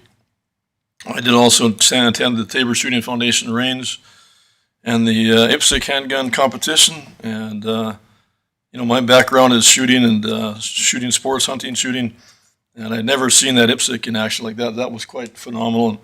I think it's 18 or 20 stages they put them through, and all of the 6 of our members here that were attending got a real eye on what that's all about. And I think some of the average firearm price were like $20,000, if you believe, for a handgun, and you buy a car for that. So good for them, but it's it's 450 shooters, right? And about another 250 people attached to the volunteers and/or family that were there. So roughly 700 people floating around town for 7 days. And they'd asked us to promote that as best we could, and we did. And we promoted and supported them as well as the MD Tabor at that phenomenal MD shooting range. As I said, I dare say it's the best range in Western Canada, if not all of Canada. I would go that far to say it's probably the best in Canada, but for sure in Western Canada. So kudos to the Tabor MD and all their vision, everything else attached to that. Some 700 members strong, so they're doing well and growing all the time. And I also attended the wind-up on Sunday at the exhibition hub. 400 people attended that banquet, and quite a phenomenal event with that as well. I didn't expect near that many for the banquet. What else? I also got to say that they generated, if you can believe it, $2.2 million in that 7 days. $2.2 million. That's a guesstimate, but they believe it's probably low. So phenomenal for the area, phenomenal for the region. Excuse me. I also attended the Clearview Annual Family Barbecue, another really great event. Lots of attendance there, a lot of fun there. Weather cooperated. Attended the Farm to Table event. I wasn't able to do the tour, but I did do the dinner upon invite there as well at the Cattleman's, and actually sat with Mr. David Bexley and Martin Shields as well. So had a lot of fun with those guys, and full house as well. And all in attendance. I also attended the Verset Hockey School several times, as well as the barbecue over the 2 weeks. And 2 weeks was their attendance this year, and 160 kids every week. So some 300 plus kids involved with that. And Verset Camp was very, very happy. And they'll be back, and I think looking to extend their contract sooner than later. So good for them, and we certainly welcome that. And that would be my report, unless there's any other questions. Councillor Bruin. Mr. Mayor, I'd be remiss if I didn't mention I attended Mr. Grant Fletcher's funeral this past week, and he's kind of a local legend, helicopter hero. Halo lost a very, very good man there, and I just wanted to mention that. My condolences to the family, and just thought I should mention that. He was a good fellow, and it's sad to see him gone. Oldest licensed commercial helicopter pilot in Canada. Yes, thank you, Councillor Bruin. All right. On to item 711, standing item council requests. Mr. Tebow. Okay, so before us, we have the standing item lists. These are the last 2 items, both listed as completed. We completed them both at the last meeting. So that's all there is to say on that. Back over to council. All right, as per normal, we have standing item council requests on the table. So any items that come up, you're welcome to start. I like the standing item section. I don't like this motion thing that we were doing. It takes too long to get things done that way, I feel. 3 meetings before anything happens. But, actually, Andy and I discussed this a little bit when we were out at, I believe, the shooting range. I know we've looked at in the past for water supply out there. Is there fresh water to the water treatment plant? Do we have a line that supplies water to the water treatment plant? Or can we get fresh water to the water treatment plant? Mr. Egan, do you know if there is that? So the only water that we have out there in any quantity is the irrigation water, which is the industrial wastewater effluent from the lagoons. Yeah, there is no fresh water, because I remember one time we said we could actually send water that way if we were short. Like all we gotta do is open a tap and water goes down the drain, obviously, I guess, and goes there. But I just wish we had an answer for water out there. The shooting range, it's so dry. There's times when even they don't recommend shooting because it's dry, because of risk of fire. But I don't know if it's something we can look at again, or I know we've looked at it, we've tried, they've dug a well, but I don't think it's very productive. I don't know, it costs probably a fortune to get water out there crossing the river and everything, but boy, I don't know what irrigation district is the closest to there, Vauxhall, or which one is that out there? Lethbridge Northern, is it? Yeah, I believe so. No, I would echo that completely. Boar, that's River. correct, yeah. I just, if we could somehow get water out there so they could grow some trees and water the grass out there, boy, it'd be so much better, eh? Councillor Bruin, I would echo that completely. We also helped out the motocross group last year, and they got some water activity there, and they're right next door. Yeah, well, they're trying, I think they share the well somewhat, but I don't think the well is very successful. So, no, saying that, as I understand it, talking to the motorcycle group, that I think they need to invest some more money. I don't know anything about that. Maybe you do with the farming background, but I guess it didn't go deep enough. I'm not sure. Is that part of the issue? I'm not sure if it didn't go deep enough or it was collapsing on. There's some issue. Okay. It didn't work well, but I was Bottom wondering line, yeah. where's the closest irrigation water to that? Well, it'd be the hay fields, I guess. No, but that's effluent. Oh. But irrigation water, sorry. It can't be that far away. Like instead of looking at the river, we got the river there. There's irrigation water right there. But maybe it's something we can bring up at our intermunicipal development meeting to talk with the MD about if we can work a way to get some water out there for those guys. Yeah, that's a really good point. I mean, in that case, with those shooters out there, like I said, several hundred people for 7 days. Yeah. I If we mean, could have it's, some trees growing out there, wow, that would be beautiful. Yeah, I don't know. Mr. Egan, that's probably a tall order, but yeah, exactly. Good answer. But there is huge, two major contributors that are out there, Motorcycle Club and or the Tabor Shooting Foundation range side by side. And if there's a way, yeah, I don't know. I'm sure the MD would be all over that as possibilities. I have no idea what cost would be, but I mean, it'd be just such an improvement. It's needed. Absolutely, it is. And like the motocross track, they need water to water They the all track do. down, and the trees, and the campers. Like you go out there to one of their events, there'll be 100 campers sitting in that lot there. That's correct. Yeah. So no, it's something I just wanted to bring up, and maybe if we can give it some thought. Councillor Beckering? Hey, no, yeah. Oh, there you go. Thank you, Mr. Mayor. Yeah, good discussion, but I think the suggestion of bringing it to the IMDC would be proper. Right. And I think we can probably instruct the administration to put it on the agenda. Because I think there's a meeting set for the 18th of September, I believe, where there's some suggestion made anyway. So if we could put that on the agenda, Great it's idea. a proper place to put it, I believe, because it's in the MD, so. Yeah, for sure. Thanks for bringing it up though, guys. You bet. Who owns the land? Did we give the land to the shooting range, or That's MD. that was MD all along, all the time? Yeah, our land stops right by the Yeah, we own motocross. the motocross track, and then. Right. Yeah. Okay. We were told that too. Right. All right. So no problem with adding that. That's not a difficult thing to do. We've got to check with the MD first, or what? I know we just have council put forward a motion that asks administration to add that to the. Okay. You want to do that, Councillor Brown? I can do that. Councillor Beckering? Oh, you'd probably word it much better than me. To put on a intermunicipal IMD, whatever it is, IMDC agenda discussion about supplying water to the motocross track as well as their shooting range. All right. Thank you. Motion on the table. All in favor? Carried unanimously, thank you. All right, any other standing item council requests here? Now, was that supposed to be in the way of a motion, whatever you call it? Notice of motion? Notice of motion? No, that's null and void, you just did it. No, good. No 2-week window. All right. So any other standing item council requests?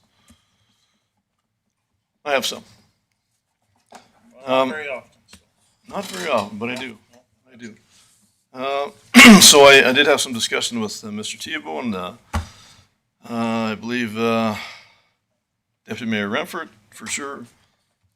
And I was approached here some time back from a senior from Clearview Lodge about an asphalt piece that hopefully could be added from the stage area going east to the sidewalk and/or parking area. So it's about a 60-meter stretch.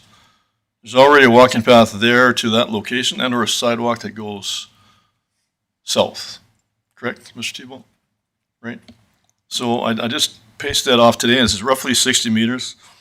Unless something else I'm not aware of, I didn't look for sprinklers, et cetera. I guess that can be avoided if there's a need, but the paths are usually like 3 meters, just like the path, Troutlawn path, right? So 10 feet, Mr. Egan, is that about right? For the path width, right? Okay, so that's kind of the ask, and it's this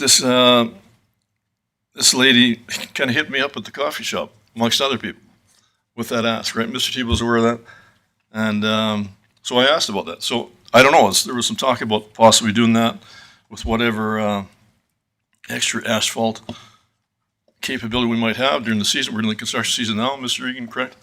So that was the ask, and that's it. The ask was about to cater to the seniors that are coming from Clearview Lodge that can't carry on east over the grass. They just can't do their walkers or cane and or wheelchairs. So it's not exactly user friendly. So I don't know.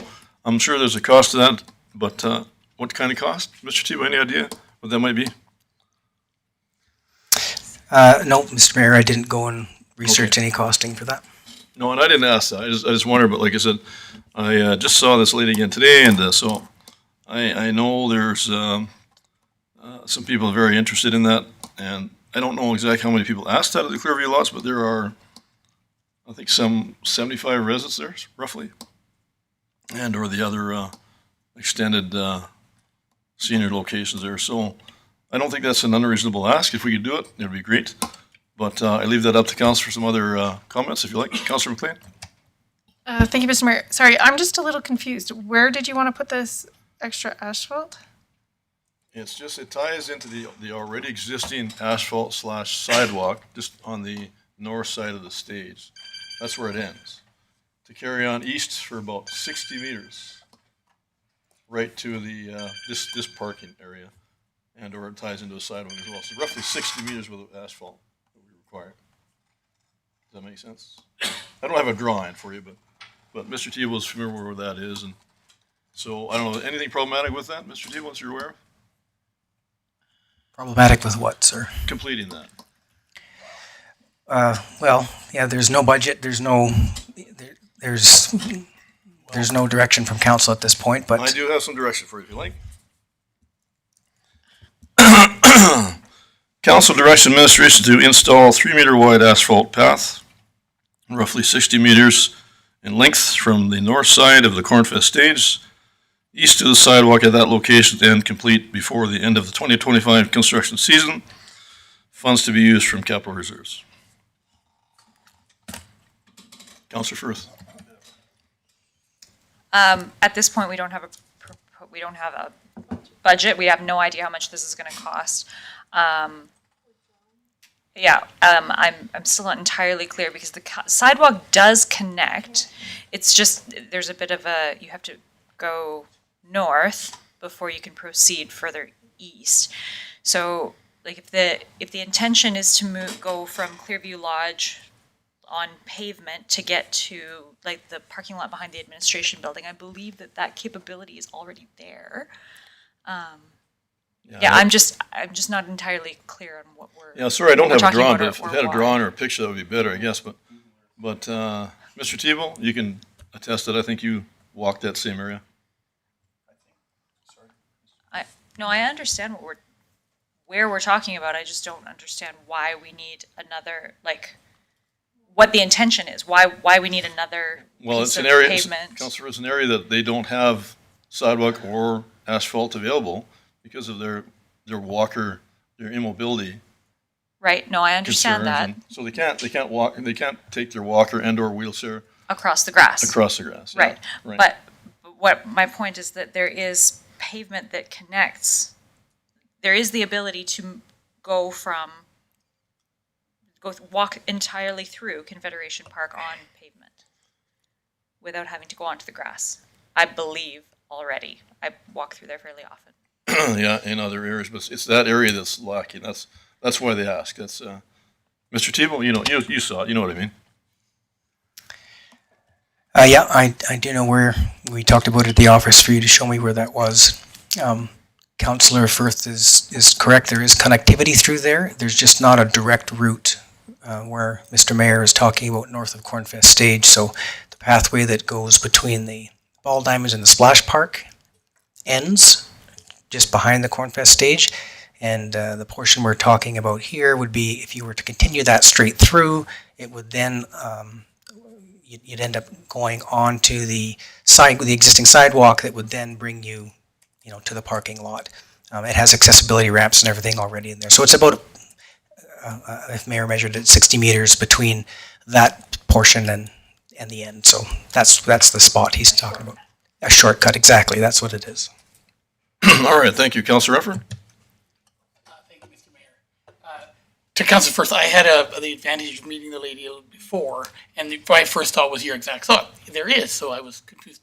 However, the path that goes to there, that stops, is a 3-meter wide path. It is a nicer path for walkers and wheelchairs. Yes, going north or south there is doable. However, it isn't the same as that path. So it does, if the ask is to be more accessible for a senior type of thing. I did see that, because my first thought was I had to go over there to make sure I was right.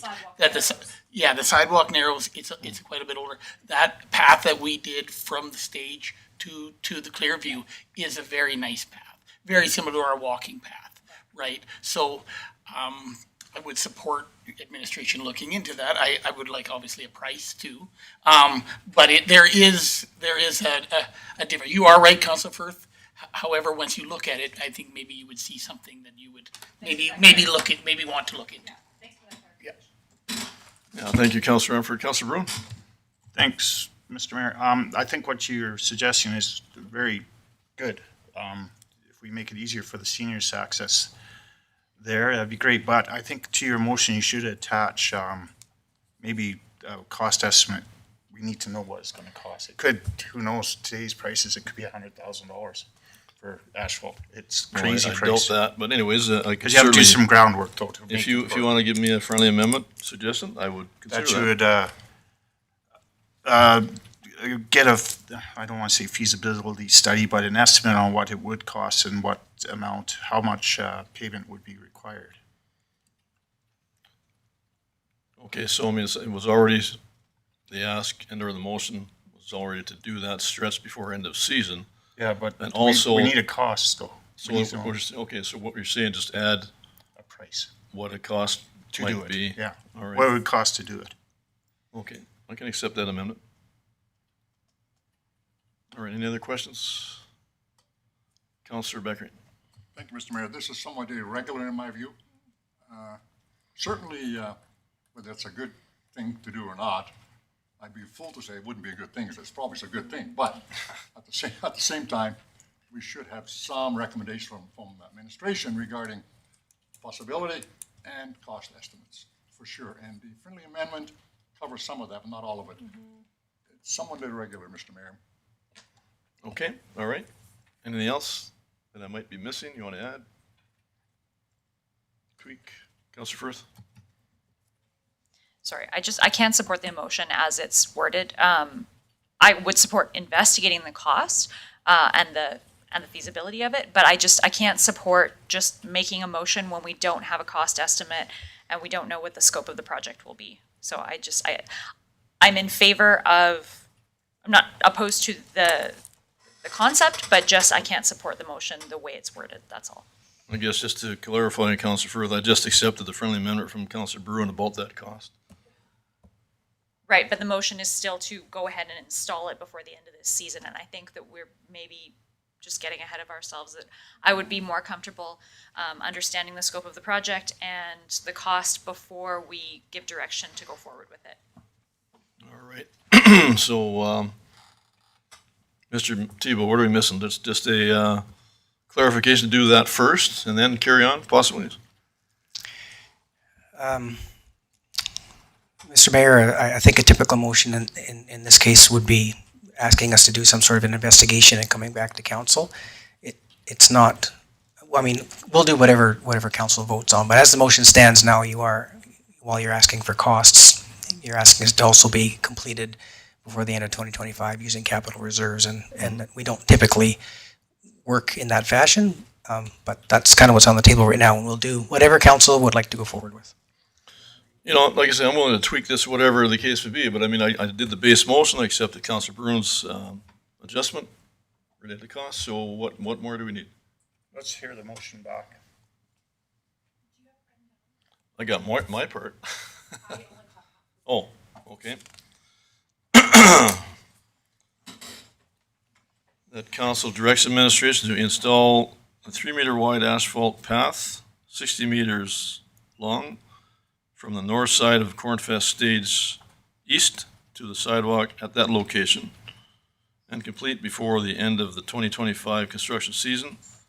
Funds to be used from the capital reserves. Councillor Bruin's amendment. Councillor Firth? I think you have to change. Yeah, sorry, I think the holdup for me is that the motion is to install it. And Okay. so if the motion, and I don't think I can make a friendly amendment to investigate because that changes the entire intention of the motion.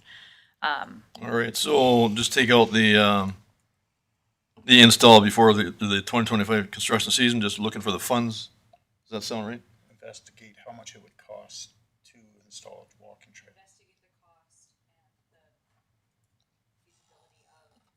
Okay, and I can accept that if you want to throw that amended piece in there. Okay, but my point is, I don't think that's a friendly amendment. I think that changes the entire intention of the motion. But I don't, if you're, Well, my goal is not to change your intention. If you make the motion that you want to make. well, I'm I'm flexible. But as I said, it's understand if there's some trouble there, you got a friendly amendment. It's not uncommon to have a second friendly amendment in a motion at all. So if you want to tweak that, I can possibly accept that also. Okay, I will decline the opportunity to make a friendly amendment just because I don't think that that's. Okay.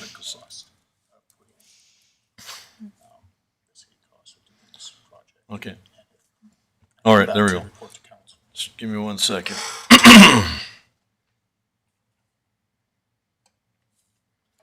Councillor Sorensen. Yeah, Mr. Mayor, I think the intent is to get the cost before we Yep, actually right. go ahead with the installation. And so I think perhaps a friendly amendment wouldn't actually help right now. I think we would just Alright. have to make a new motion as to investigate the, and Okay. instruct the administration to come back with us in a cost. All right, of with that, doing that. thank you. With that, I will withdraw that motion and go with council directs administration to investigate the possibility of installing a 3-meter wide asphalt path, 60 meters in length, from the north side of the Cornfest Stage, east to the sidewalk at that location, and come back to council with an update and a cost, yes, thank you, by the September 23rd council meeting. How's that?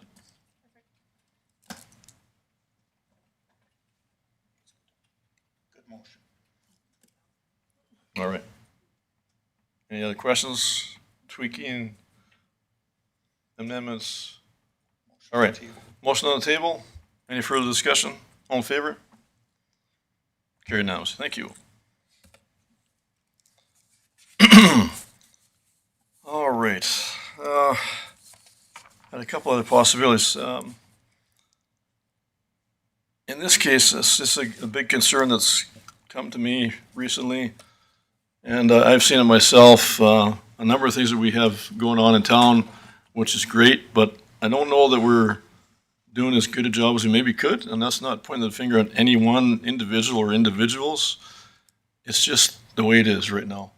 And I have had some discussion with Mr. Tebow on this, and and you know, this electronic signboard we got out front here by the Civic Center, that's a great sign. That was about an $85,000 bill, Councilor Bruin, that sound familiar? Back in 2016 or somewhere back then. But you know what? Nobody looks at that as a rule.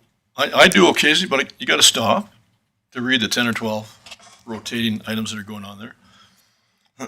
So, and for people, for whatever reason, that didn't know the summer games were going on, that's a huge concern.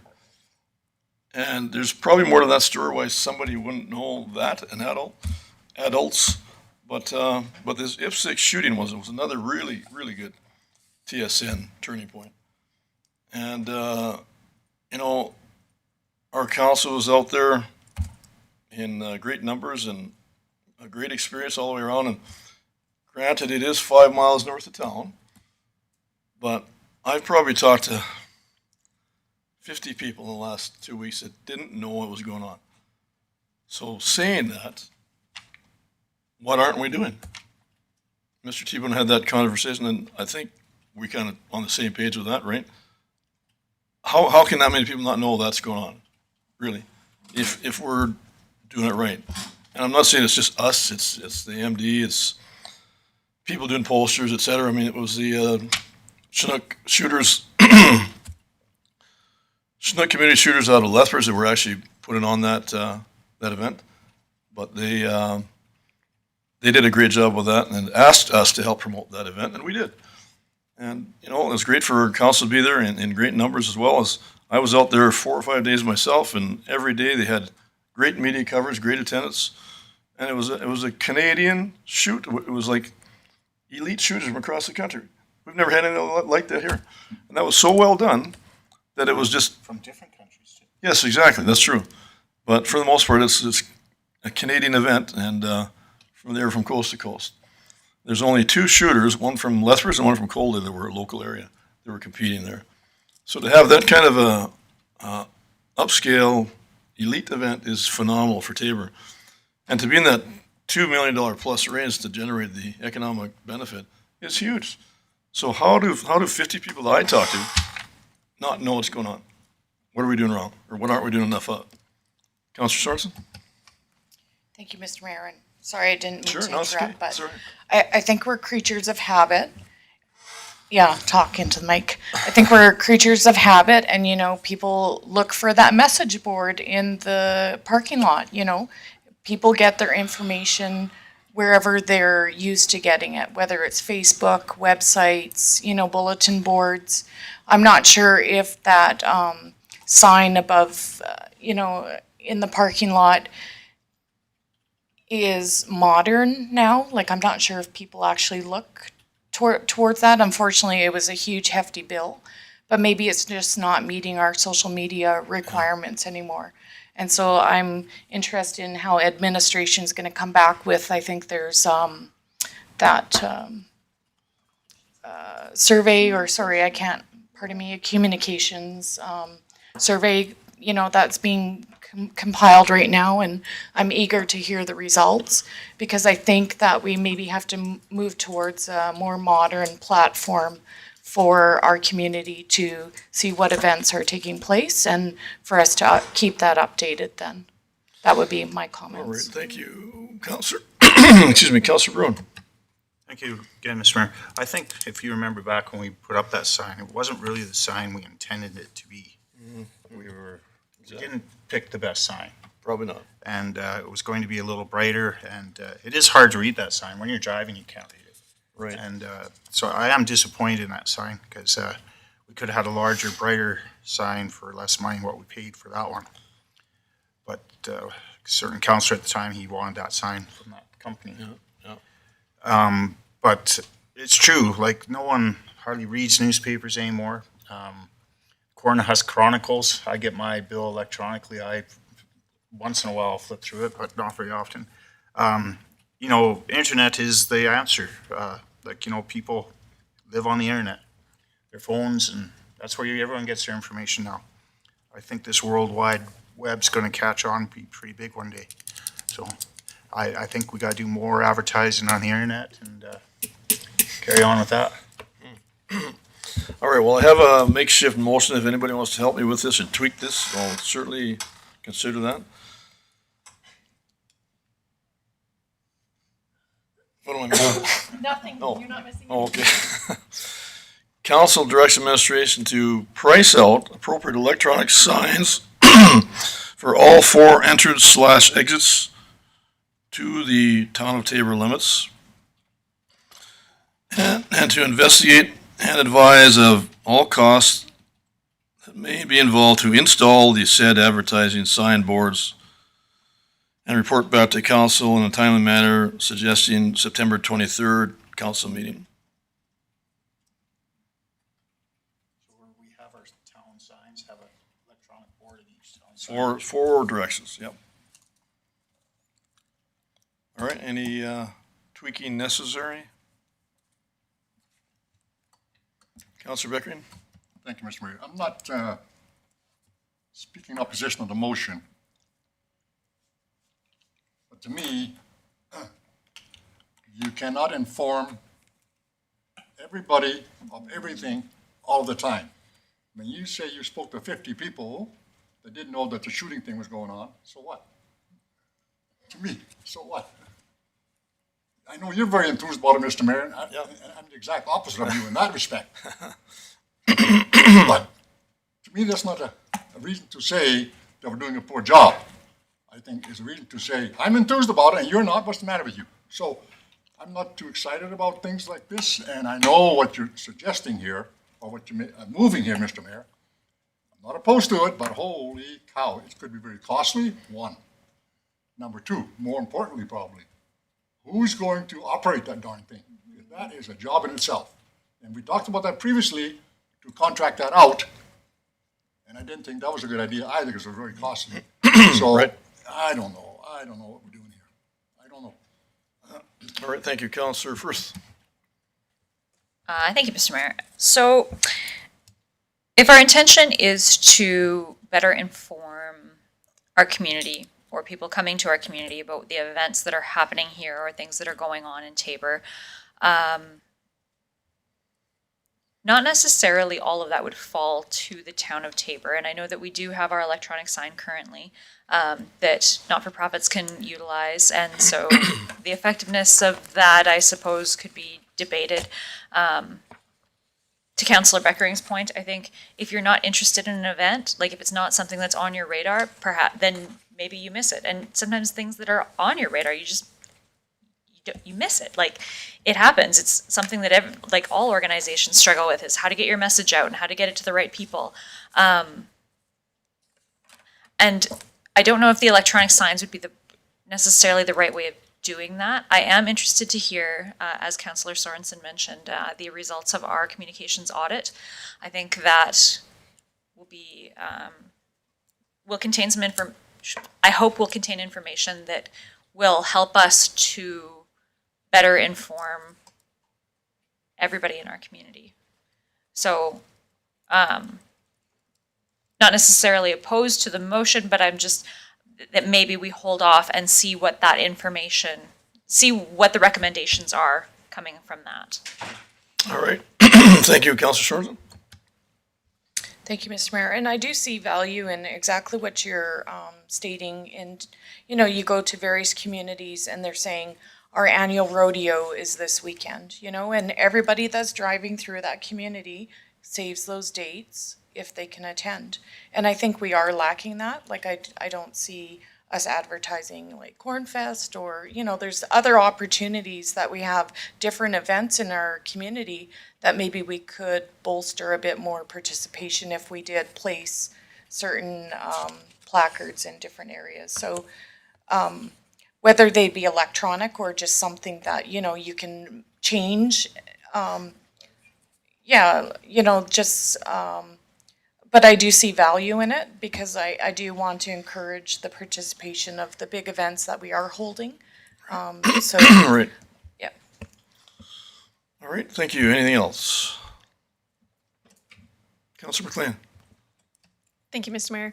I also see the intent of your motion, but kind of back to your point, how you feel that this electronic sign is hard to read and people don't read it very much. You have to stop in order to read it. Kind of the same thing with the digital sign on the outskirts of town. I feel like it's going to be harder to read and you're going to kind of have the same feeling about them. I kind of like that idea of more just a standalone sign saying this event is going on this such and such a date, to kind of highlight more of the town events.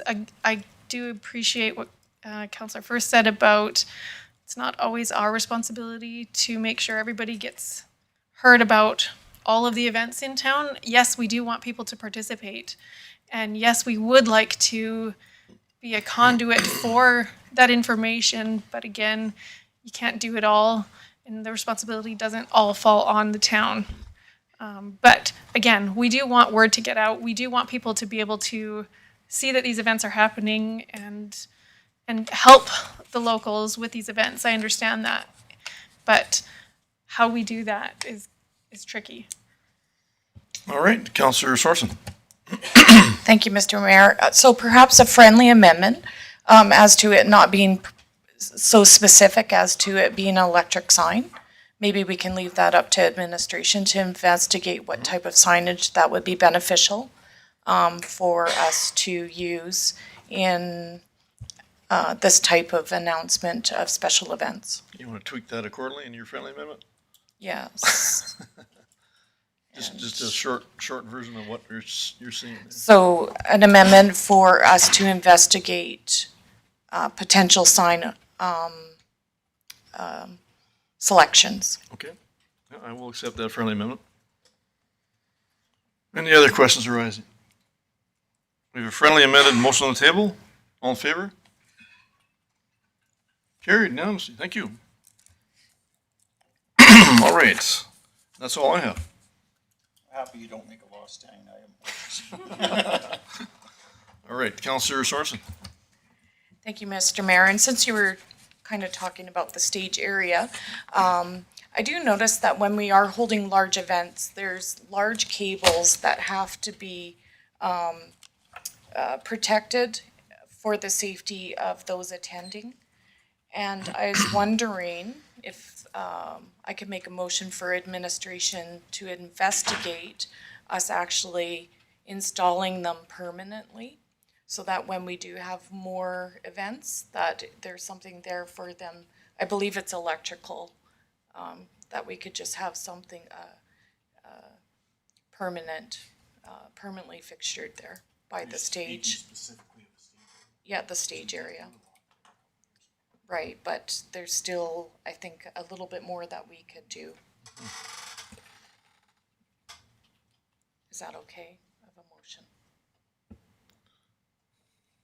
We just have that motion read back. Taylor, want to get a minute there, please?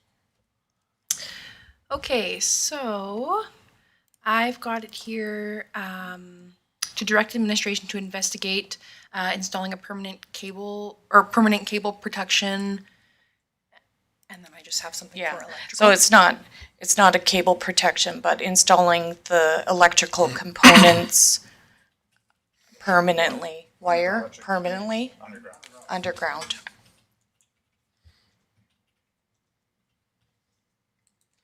All right, so we have a motion on the table. Any further discussion? All in favor? Carried unanimously. Thank you. Any other standing item council requests? We're good. Okay, thank you. With that leaves us the, any media inquiries, Mr. Tebow? Media was here earlier, but. No inquiries.